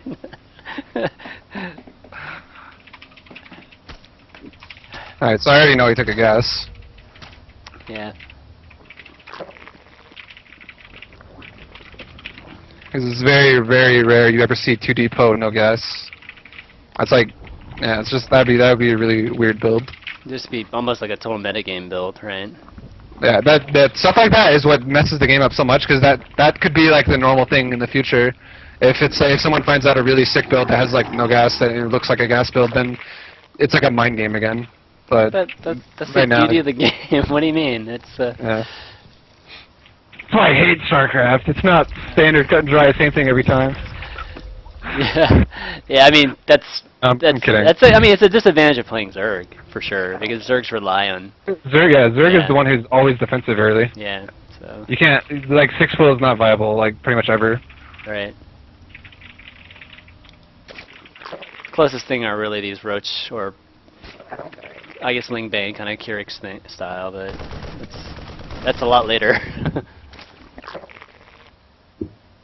Okay, 2 Marines, really annoying until that Queen pops out. He saw the hash rate jiggling, he knew. Yeah. That's the thing, like When the hatch- before Maybe last year that 2 Marines push would have forced Zerg to make a couple of lings. Now Zergs knows that they're gonna retreat. Like Terran never commits with these 2 Marines.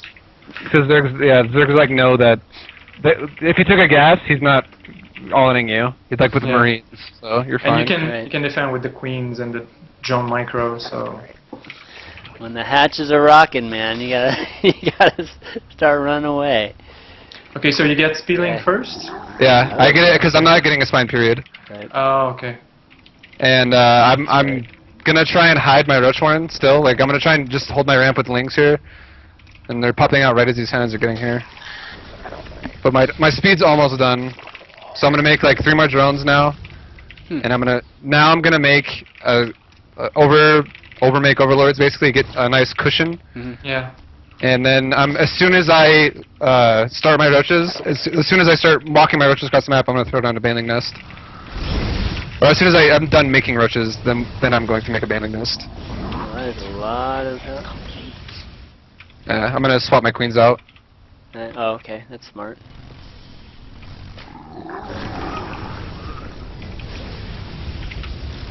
And now I'm done making roaches, and now I'm going to make a Baneling Nest. Just want 8. Yeah, I think that build is way more all-in. It's really good. Do you see it? But yeah, the shit econ. He doesn't see it yet. He actually doesn't see it yet. No, he knows I think now. he knows. Yeah, he knows now. Because speedling and roaches, that's... Yeah. Well, you only built like 6 of them, but okay. That's getting both at the same time though. With I see. this timing in the game, I have no economy, and he should know that. And my Baneling Nest is gonna finish up just as I get to his side of the map, and then I'm going to just hopefully just keep doing it, keep overwhelming him, and then eventually kill him.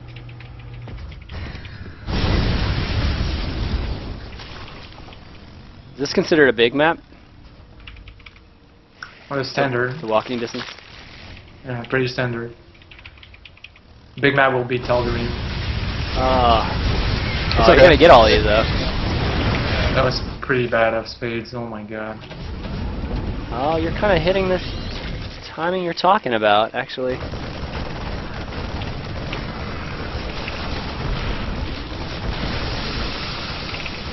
Yeah, oh, the Bane's clear. Oh, the Bane's cleared it.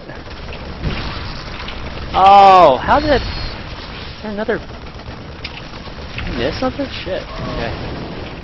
Those Banes got... Man, did the tank has that range that blew up those Banes walking up the ramp there? Okay. Well, you're doing a ton of damage here. That's some sick timing. Yeah, but I'm pretty screwed because I can't get back in this base with Banelings again, and like I'm gonna try because I can't. I have no other choice. But yeah, but you killed quite a few SCVs there. I mean, yeah, I feel like I should, if I want to turn this to a I should probably just cancel these Banelings. I'm not gonna kill them right now. Yeah. I know I'm gonna lose if I keep going with it.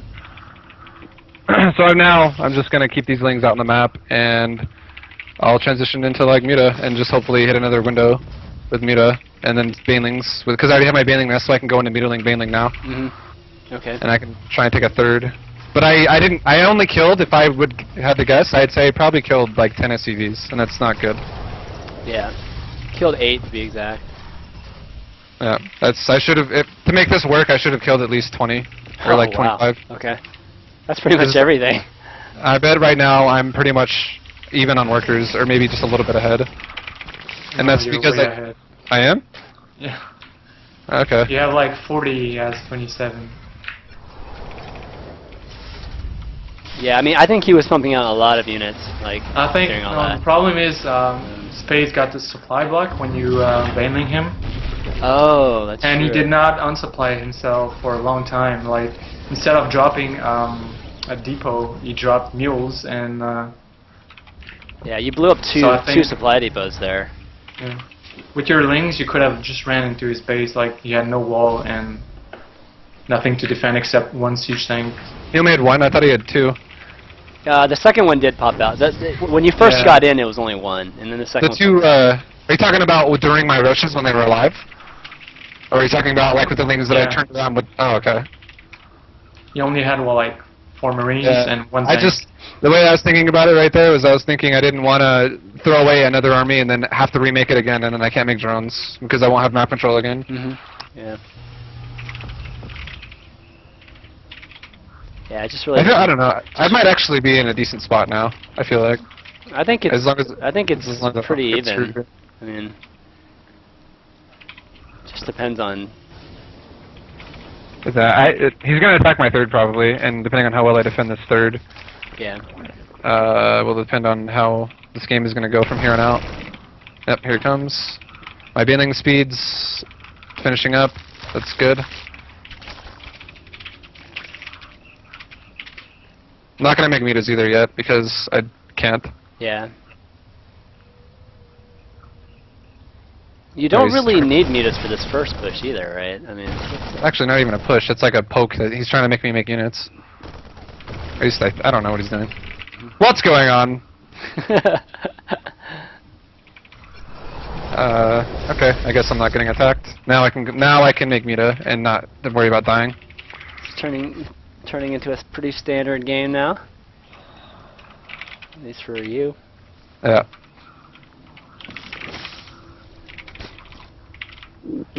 I do feel like my upgrades, though, I don't know how well he's been doing that so far. I didn't see an engineering bay while I was in his base, but my upgrades are pretty crappy right now. Like, they're going to be behind. That's why I'm also making my second Evo chamber right now, even though I'm going Muta, like, off of 2 bases. I don't normally do double Evo off 2 base for Muta, because, yeah, I usually do single for a little while. But I feel like this game I kind of need to make up the difference pretty quick here. Because if he starts having like 2-2 Marines and my Lings are like 1-1 or like 2-0, he's just going to roll me pretty hard. Yeah, upgrades are so important. Oh, kill this V. Yeah. That 1 kill on the. My curve spread is also pretty crappy this game. Just because I wasn't focusing on a late game at all. He's doing pretty well at spreading his stuff out, so. Yeah, I'm not gonna overcommit unless I see a really big opening with these Lings. And that means if he's unsieged, and he's sieged now, so. Where are you not sieged at? He's sieged everywhere. Alright, so, I'm just gonna saturate my 4th, take a 5th. Okay. Which 5th do you take? Top left or? Just gonna take top left. Okay. I just wanna focus on one side of the map. Okay. He actually has his Onaga tower. I should have stopped that a while ago. That's why he sieged. Right. Yeah, it's really hard to poke in here with mutas on this map because. Yeah, there's no back door. Yeah, there's there's no like back cliff. There's no space behind the faces. This is a more balanced map than Entomb Valley, where you have 2 cliff for each base, a natural and the 3rd. Right. This is more spread out, so. Alright, so now my goal is going to be, I can't find an opening. I'm just going to attack him when he goes for a 3rd. Or a 4th, I mean. And hopefully I don't lose my entire army in that trade.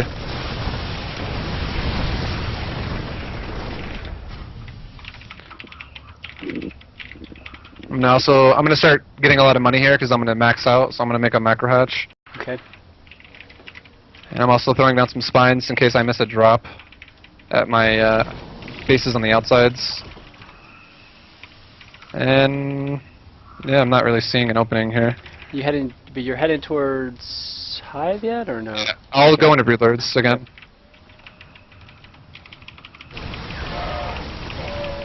Okay, taking those. Pretty good numbers there against those small pack of Marines. Now he's going to siege and I'll just stop. I'm not even going to engage this. But if his Marines get too outside and exposed, I'll actually go for it. Like right now, these little group of Marines is kind of exposed. Siege them back though.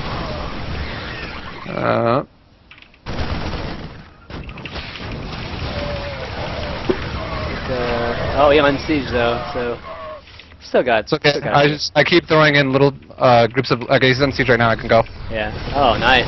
Oh, that's gonna be a good surround. Oh, that was nasty. That was nasty.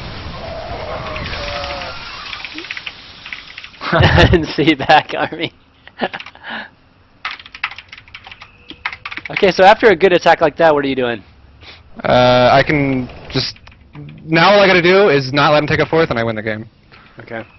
Because you can't remake an entire army like that and take a fourth at the same time and keep expecting to have tons of money. I see. Okay. But are you just building army though the whole time, just to? Yep. I don't need economy anymore. I'm probably like 80 drones right now. 88 to be exact. Yeah. Okay. Still with that huge pack of mutas, just. I don't want to send my mutas in naked, but I'm gonna have Lings tank for them. And hold on a sec. I'm trying to macro. Yep. Fix my bases. All right. Now I'm gonna try and trade a little bit here. Never mind. Back up. Sieged. Yeah, it's so important to pick your moments. Like, don't have to go in, you know. Now he's unsieging probably, and I'll just swoop right back in. Oh no, no, I can. Never mind. He did not reposition.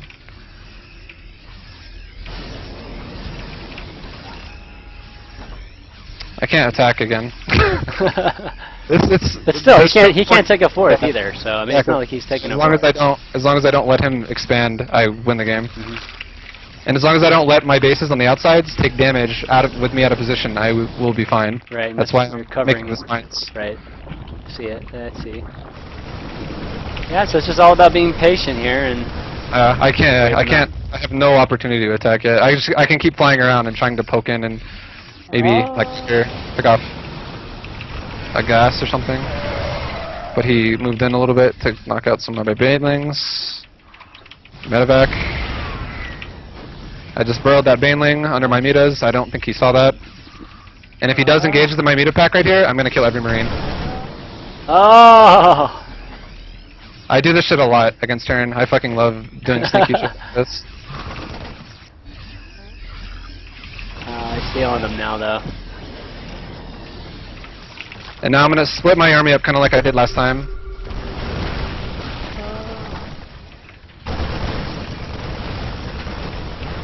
Go, go, go, go, go! I got a 4 though. Oh man. Yeah, that was a terrible good. attack. That was good. That was really good for him. I actually, now that I really think about that, because I was just trying to show off with things.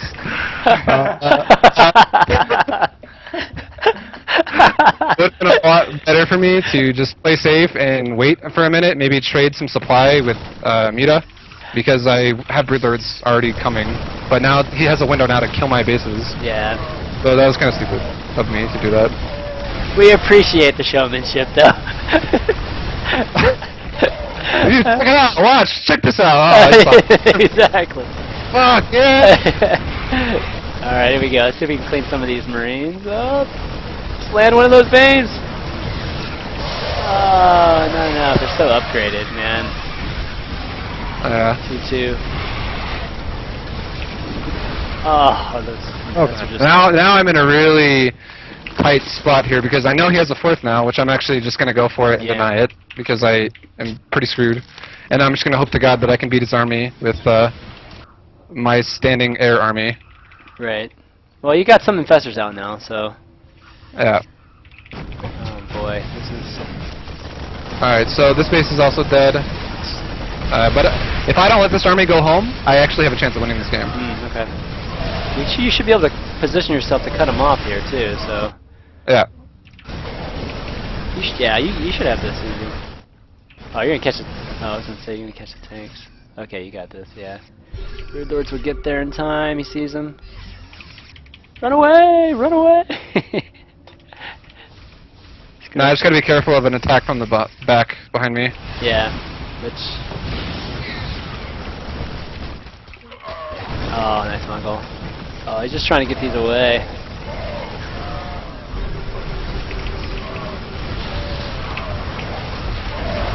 Nice. Nice Mongol.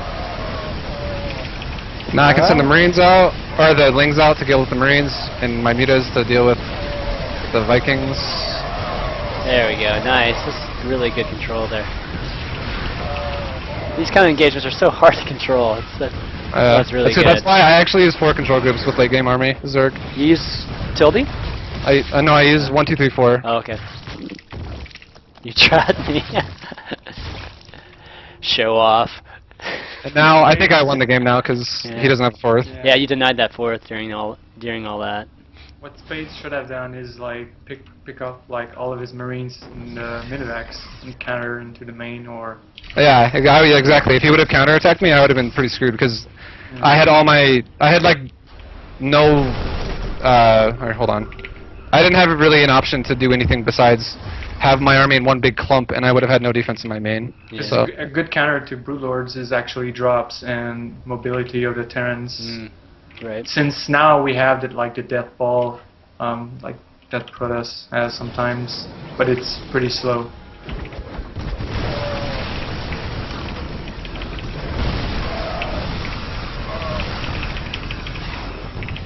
So he's spreading his marines out a little bit, which means I can easily go in and pick a Viking off.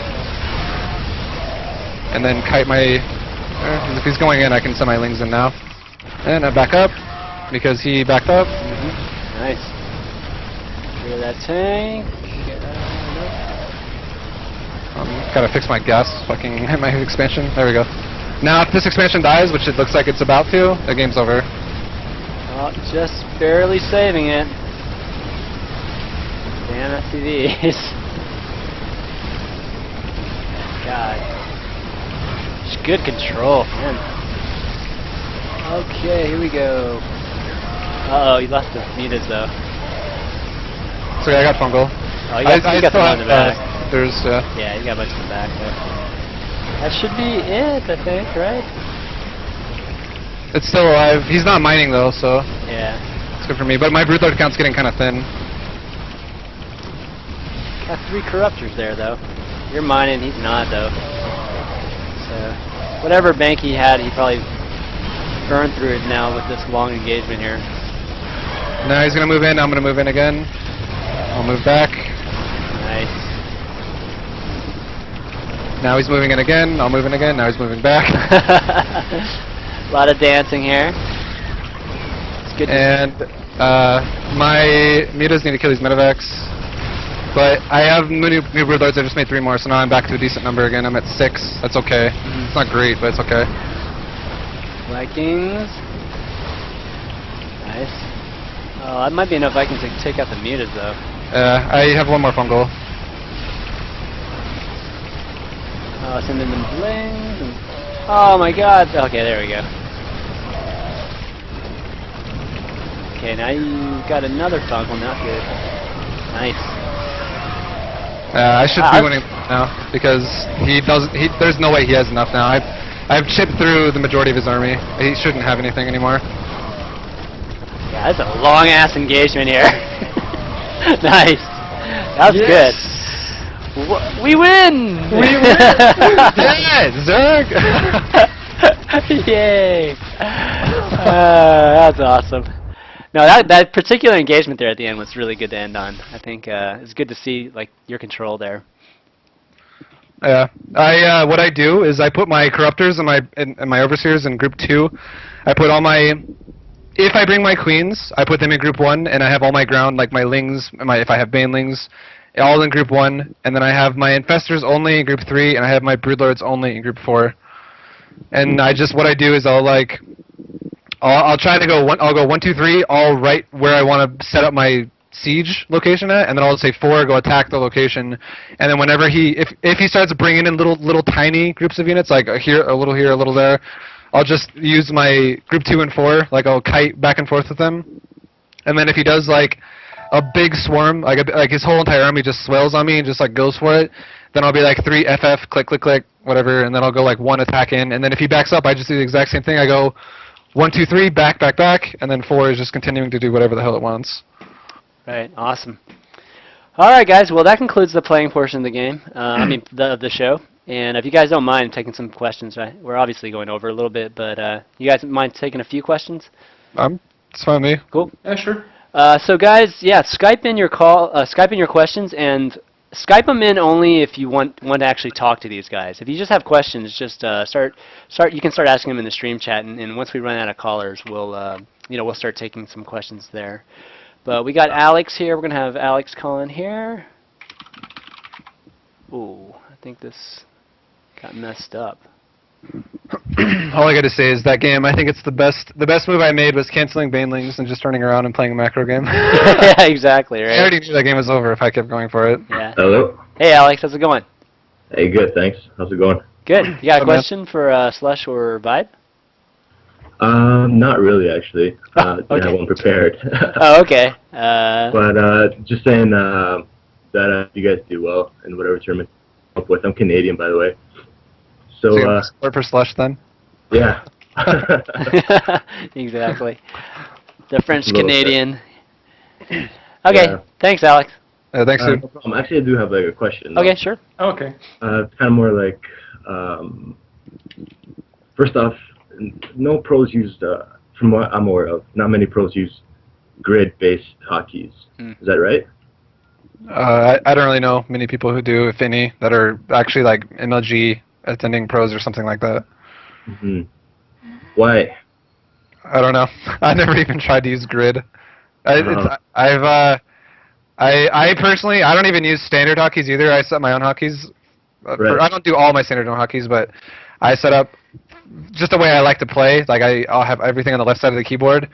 I don't know if other people do that, but I couldn't see why you couldn't do that. I mean, if anyone wants to set up their hotkeys that way, they could. I don't even know what grid is. Like, what is grid? I never even tried that. It's Just like like- Q, What you W, see E, on all the the- way to like. Oh, Z. okay. I think it's Uh, because like a lot of the pros comes from Brood Wars and Warcraft 3, and there was no grid there, and they're just used to like having just separate hotkey, I guess, Hmm. like Yeah. all over the keyboard. Yeah. The only hotkey I put on is actually the layer. It's W instead of L, and that's about it. Hmm. That's pretty out there, the L. Yeah, L is pretty far. and Wow. Yeah, seriously. Yeah, like I'm I'd- actually thinking about doing the same thing for Infestation Pit, because the I and the U is Yeah. pretty close. Yeah, like and sometimes I like- get 2 Infestation Pit, and I wanted Ultra Cavern. Yeah, oh, yeah. Me before too. I switched mine to F, and I ended up building like investors when I went corruptor sometimes. Yeah. You know what I do? I use the grid, and I thought it was the easiest because I was doing random at first. So like I wouldn't have to memorize all the keys, right? I would just see the grid. Hmm. And but now I just play Zerg. And it's funny because I have to press QW to build the Overlord. But if I don't have any larva, W builds a queen. So Oh, late game I have like thousands of queens. Oh, God. oh okay. shit. So Yeah, hilarious. that's a Yeah. pretty big conflict in the hotkeys. Yeah, so. exactly. Yeah. I can just imagine if that was like for build drone. Like I spam SD all the time, even though I don't have larva ready to go. Hmm. Yeah, that happens to me in Brood War. The Scourge was S, the hotkey. Yeah, I hit SSSS. And the select larva was S2, Yeah. and sometimes you can get fucked when you spam your hotkey just a bit too Right. much. Yeah, that's why accuracy is obviously accuracy with your mouse, but accuracy with your keyboard is so important. Yeah. All right, thanks for your question, Alex. No problem. Take All care, right. guys. Yep. Next dude. Okay, next we got William. He wants to talk to Vibe. What's up, Prepare William? yourself. ready. he's got South Park avatar too here, or Oh, yeah, he's Colorado Vibe. man. Exactly. William, you there? Hello. Uh-oh. I killed Kenny. Oh. Or William, whatever. Well, okay, William. I guess we'll have to try again. We got Cole. Let's see. We got Lewis here. Lewis. You let William know we can't hear him. And start typing in some of your questions in stream chat. And we'll take them there too, because we're running out of callers. If you guys want to call in and talk to these guys, Skype me, ChanmanV. Oh, Hello? Lewis. Hey, how's it going? Hey, good. You got a question for Slush or Vibe here?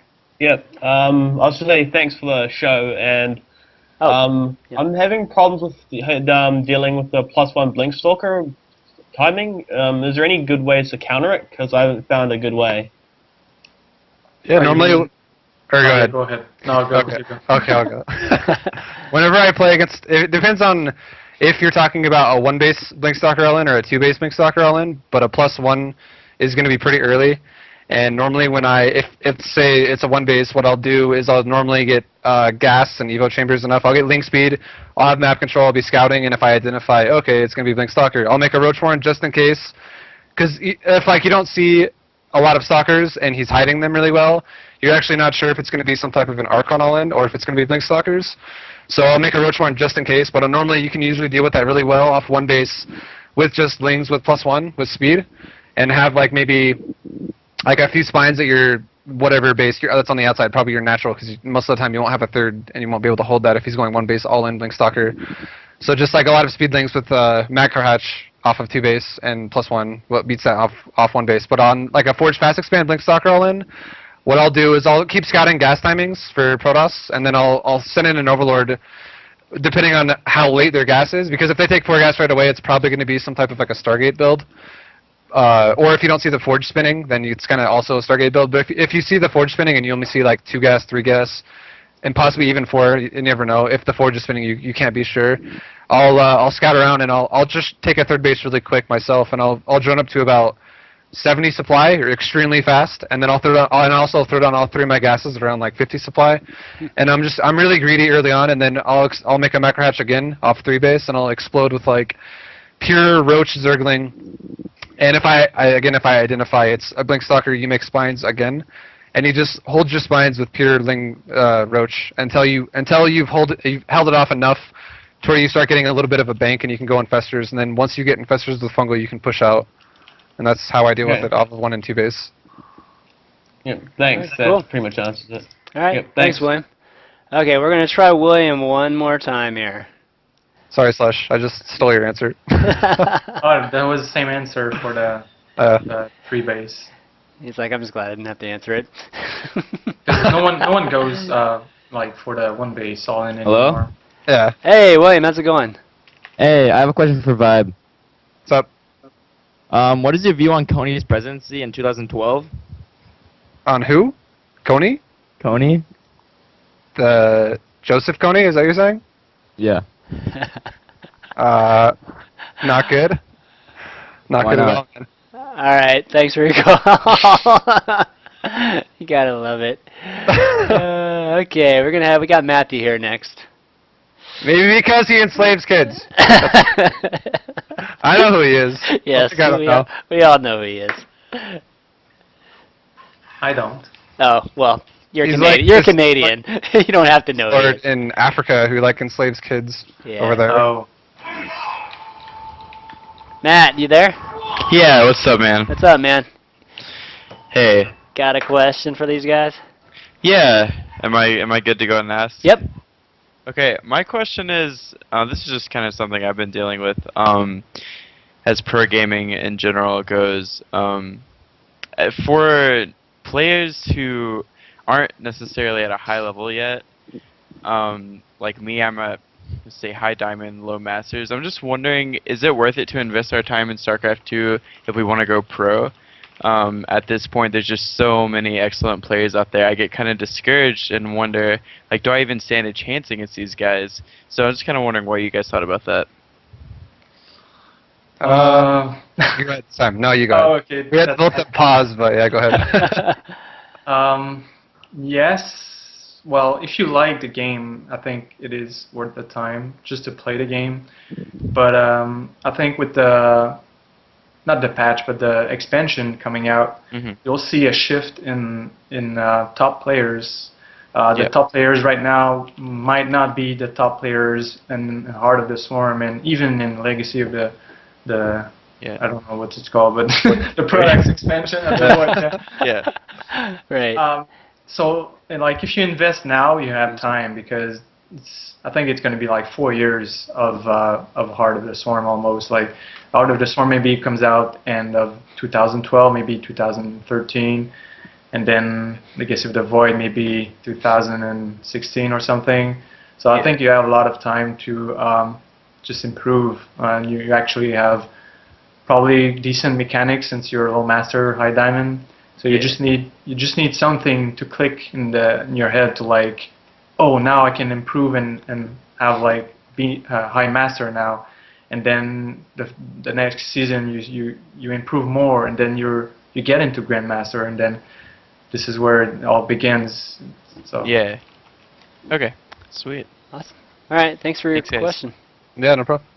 Yeah, I mean the game, StarCraft is still a fairly young game, especially compared to like Brood Wars, right? I mean, there's still a lot of times for new players to come in and exactly, but like Jaedong didn't come in the first year of Brood War. He came like, I don't know, like the 5th or 6th years of Brood War. So there's a lot of time for everyone.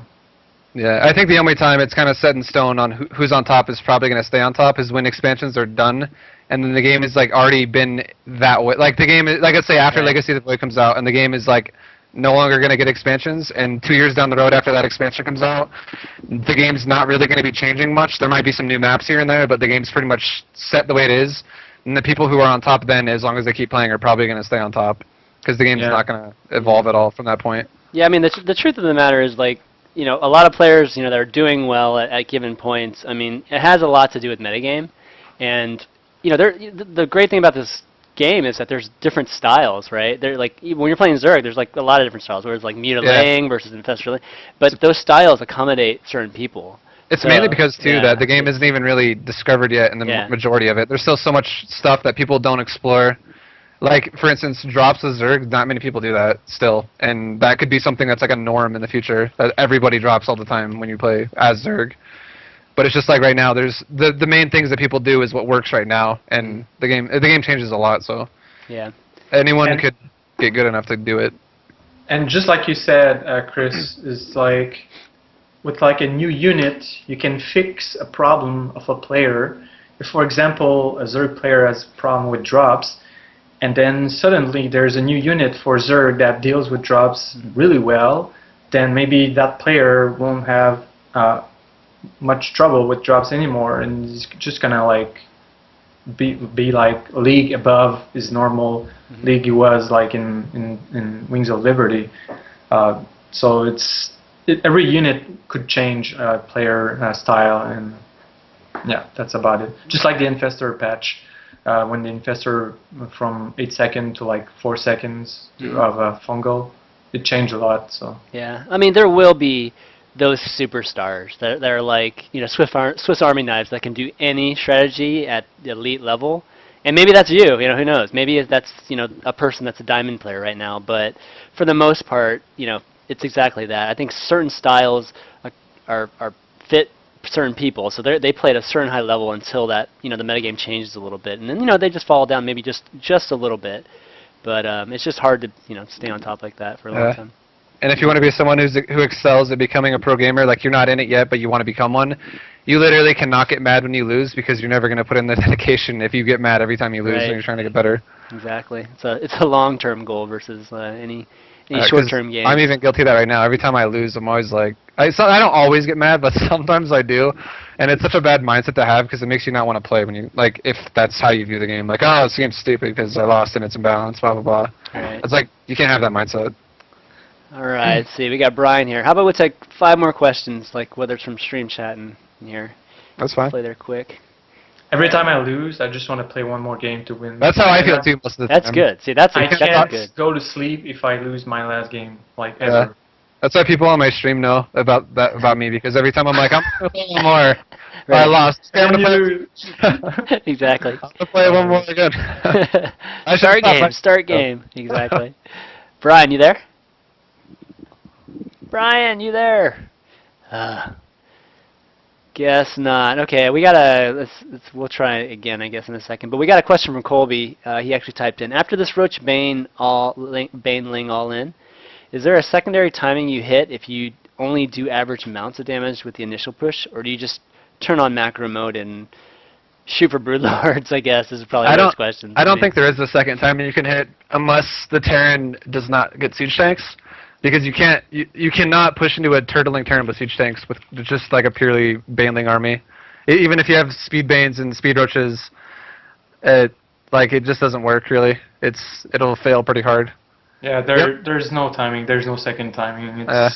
The second timing is Blue Lords. Yeah, pretty much. It's just you're kind of forced to go into macro mode in that situation. Especially if he has like a depot wall and like at his natural bunker and siege tanks, you can't do anything. And it's kind of the same story against Protoss. If you all in a Protoss, it's kind of hard to follow up with another all in that's like designed to follow your first one because of force fields.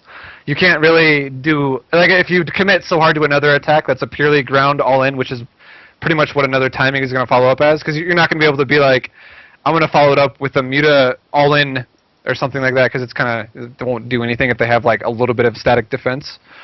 But like force fields and tanks just nullify a ground all in pretty hard. Right.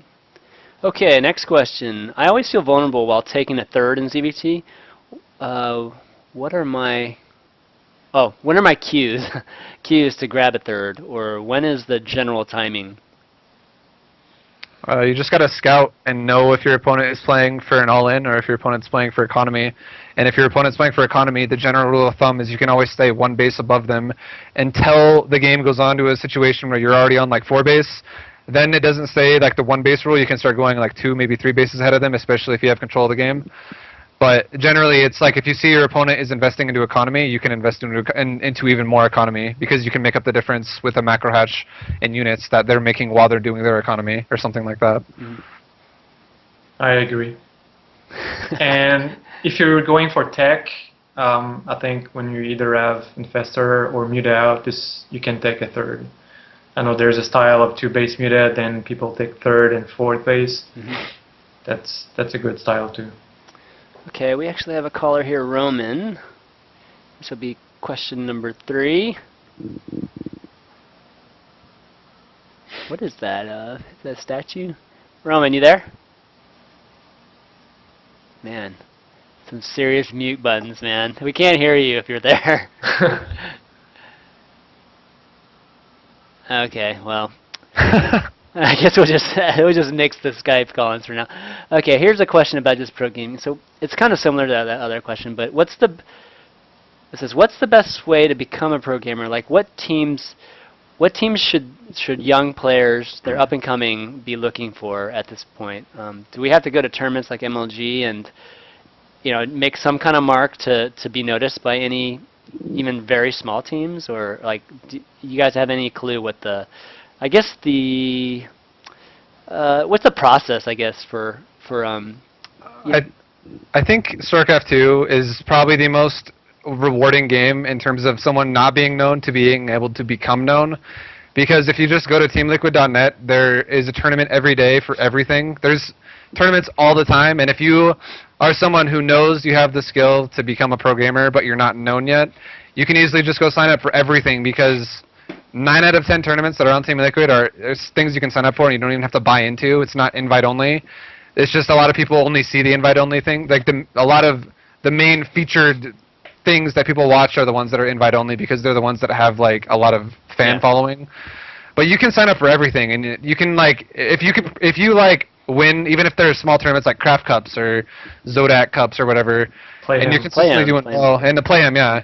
Like there even is, those streams get featured when you're in like the semifinals and the finals on Team Liquid, and like just like a featured stream basically. And I'm pretty sure if you do well in those, you're gonna get known by there's gonna be some manager in some team that's gonna be like, hey, this guy's pretty good. He's doing consistently well in all these tournaments. We should look at picking him up. And if you join a team that plays in leagues, it might not have to be necessarily like a league, like let's say the IPL league, the team league, or the NASL team league, or the EG team league. It could even be like a smaller league, just like an ESEA or something like that.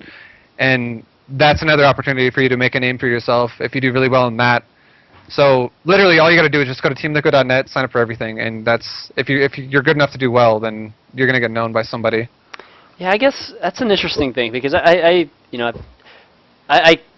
that a lot, obviously a lot of young players have a hard time getting noticed, and when you're playing a lot of those tournaments, you are playing, I feel like when you're going to get noticed, you're going to get noticed by fairly relatively big teams, right? We're not talking EGs here, right? We're not even talking about like ItsGosu, like the team you're on, and I mean no, but you know what I mean. Like we're talking about like really small, we're talking like small teams, right?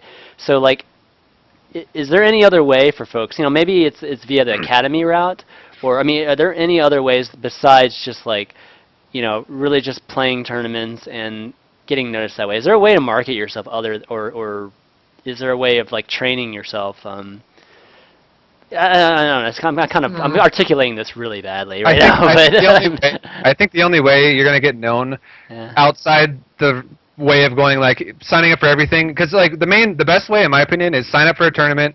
If you beat someone that's like someone who's favored to win that tournament, and they're like, wow, this guy just knocked out so and so. Like let's say, throwing a name out there, it's like Boxer, someone who's really famous. He signs up for a tournament, and you 2-0 him in a tournament, and you beat him, and people are like, who the hell is this guy? He just beat Boxer, and then you beat someone else that's pretty good after that, and they're like, okay, this guy's actually beating a lot of good people. Like he's actually, we should find out who he is because he's pretty good. And then you find out it's a brand new player that's like no one knows.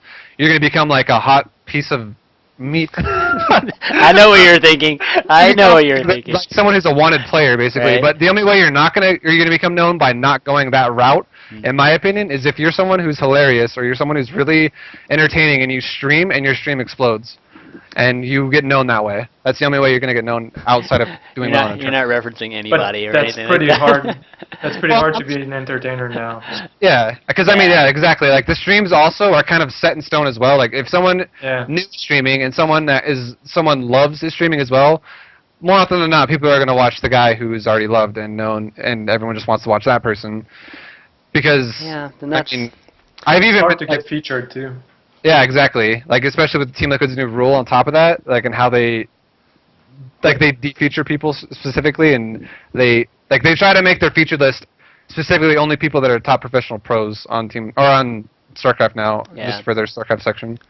So it is pretty hard to get featured or to get known through streaming, but yeah, I don't know. Yeah, I mean the best way still. TL is obviously the most important placement for streaming, right?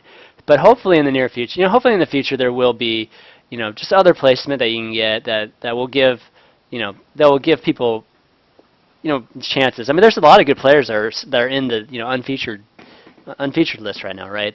And a lot of people, I mean, they have a lot of like regular viewers that just, they're just not featured just because, it's honestly simply because they don't have anyone advertising them. Like they don't have the advertisement that gets their stream out there, so no one even knows they're streaming, and no one cares to know that they're streaming because they like who they watch already. Right. So they don't ever want to change it up. Yeah, that's true. That's too bad. That kind of hurts esports, So it. In a way. Yeah, it's. But I would say the best way, or like if you were someone who wanted to go the streaming route, you should definitely get a Twitter, start trying to get followers on Twitter, get a YouTube, and like every time you stream and you do something that's like amazing or something that's hilarious or just anything that's someone's gonna want to watch, put it on a YouTube and like advertise it. And like an even better way to go about it would be do all that what I just said, but try and get to know someone who's already a pro that can promote you even further. Like if you were, let's just say someone who gets a lot of viewers, I'll just throw a name out there. Destiny was like, hey guys, this guy's fucking awesome, and you guys should go watch him whenever he's streaming as well, because he is hilarious, he's a really good player, blah, blah, blah, you should watch him. I guarantee a lot of people will give him a chance at that point, because they say, the guy I love to watch already says he's good and he's entertaining, I'll go give him a chance. Yep, exactly. But, I mean, it takes work, guys. I mean, it's not... You can't do it overnight. Yeah, especially for, obviously, people that are unknown. I mean, it takes a lot of work. I mean, even just like a show like this, it takes a lot of work, guys. It's not just, oh wow, just throw something out there and a lot of people just happen to come across it. Now there's a lot of stuff that goes on behind the scenes that we don't talk about. So but yeah, so it does definitely have to be committed to it. Okay, Roman, one more time, Roman. Let's see if it works. Hey, what's up? All right, how's it going? Oh, hey, big fan of you guys' streams. I've watched you guys many times. Awesome. But my question is, it's for both of you guys. I was just wondering what your thoughts were on MLG Winter Arena and like the pay-per-view format, and like what you thought about like people paying money for StarCraft content. I'll go first, I guess. I actually paid for it, and I think the production was good. The multi-stream was good. Maybe the price was a bit high, I would have put it like $5 or something, like something really small, just to see like the interest of people actually paying for it. But unfortunately, there was some free stream, restreams, and some bypass. So we will never know if it was actually good or not for the community. So I'm a bit skeptical about it. I don't know. I don't know if they should do it again or maybe just lower the price. Yeah, I agree with you on that. I think it's a good idea. I think the community thing, I don't know how the effect it's going to have from now on, just because there was a lot of free streaming going on around that thing. But I do think they should definitely lower the price as well. Like $20 is kind of ridiculous for just a weekend of like a 32-man tournament. It's like I think the $20, it makes it seem like this is going to be an amazing tournament. It's going to be like the best thing you've ever seen. Which I'm not going to say it wasn't a good tournament. It definitely was very entertaining because I also bought it and I watched it, and I didn't regret spending the $20. I didn't feel like I got gypped out of my money, but I did feel like I paid like $20 is asking for kind of a lot for a weekend of StarCraft. I mean, that's not going to happen every weekend, or it's not going to happen very often at all, and it just seems like a lot of money. Yeah. I mean, well, I know you're asking these two guys, but I'll just chime in. I mean, my whole thing it's really not about the $20 because I don't mind paying $20, just to for something that I want to watch or that kind of thing. But my whole thing was if they're going to add something like this, like a just new content, and they're going to charge when they didn't charge before, and still have like all the other like free tournaments that they had before. They're not taking anything away. Like do something different. Like have the content be something different, like more creative, or it doesn't have to. I mean, because right now I look at it, it's like, oh, it's just another tournament. I mean, it's it's like IPL, IEM, and it's like all happening at the same time. So it's just kind of, I think a lot of people, it would have been a lot more palatable if it was different content. And $20 probably might have been okay, just depending on what it is. I mean, what if they did like foreign all-stars versus Korean all-stars, some crazy event like that? We'd pay $20 for that. That's going to start happening in the future. Like a lot of those things, like what GSL was doing for a little while, like the Super Tournament and the GSL, like Korea versus the World. Like that stuff was actually really entertaining. I actually rewatched that. Yeah, that was awesome. It was because it adds a new dynamic to the game and it makes it really exciting. Exactly. Yeah, totally. So yeah, hopefully we'll get more of that, and there's just so much saturation right now with tournaments and show matches and that kind of stuff that hopefully we'll see some more creative stuff coming out soon. But all right, thanks, Roman. Thanks for thanks for answering. Yeah, no problem. All right, guys, that's it for Q&A. I think we'll try to wrap things up and do some shout-outs right now. All right. You want me to go first? Sure. All right. Just thanks to all my sponsors, all my friends, all my fans, all my support. I appreciate everyone who supports me, and if you guys want to follow me, you can follow me on Twitter. My Twitter's @VibeLOL. My stream is twitch.tv/VibeLOL. And I started a YouTube channel recently, but I haven't really done much with it as of lately. But I'll probably add on more to it here pretty soon.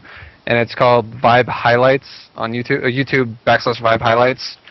Okay. And then just for my sponsors, thanks to Max Integration, thanks Hugh, Scott, and I can't really say much else about that right now. But all right, that's thanks cool. everybody, and maybe here pretty soon I'll be able to say some more. Awesome. Slushy. Well, actually, I have no sponsor, so I'm not gonna say. Well, soon, right? Or look out! Yeah, look out for me. Yeah. I got a few offers, so I'll obviously gonna join the team soon. Twitter is /SC2 and then Twitch TV /Slush. So yeah, follow me. All right, let me type in all this stuff. So /SC2 and Twitch was Slush. Just Slush. Wow, you got just Slush. Nice. I just want to. Well, I don't have Slush lol or Slush lol. I have to make those because mine are taken. So is LOL League of Legends or is LOL like it's just LOL? Like or not League of Legends, just like laughing. Got it. I hate League of Legends. Yeah. Okay. I don't like that game. Cool.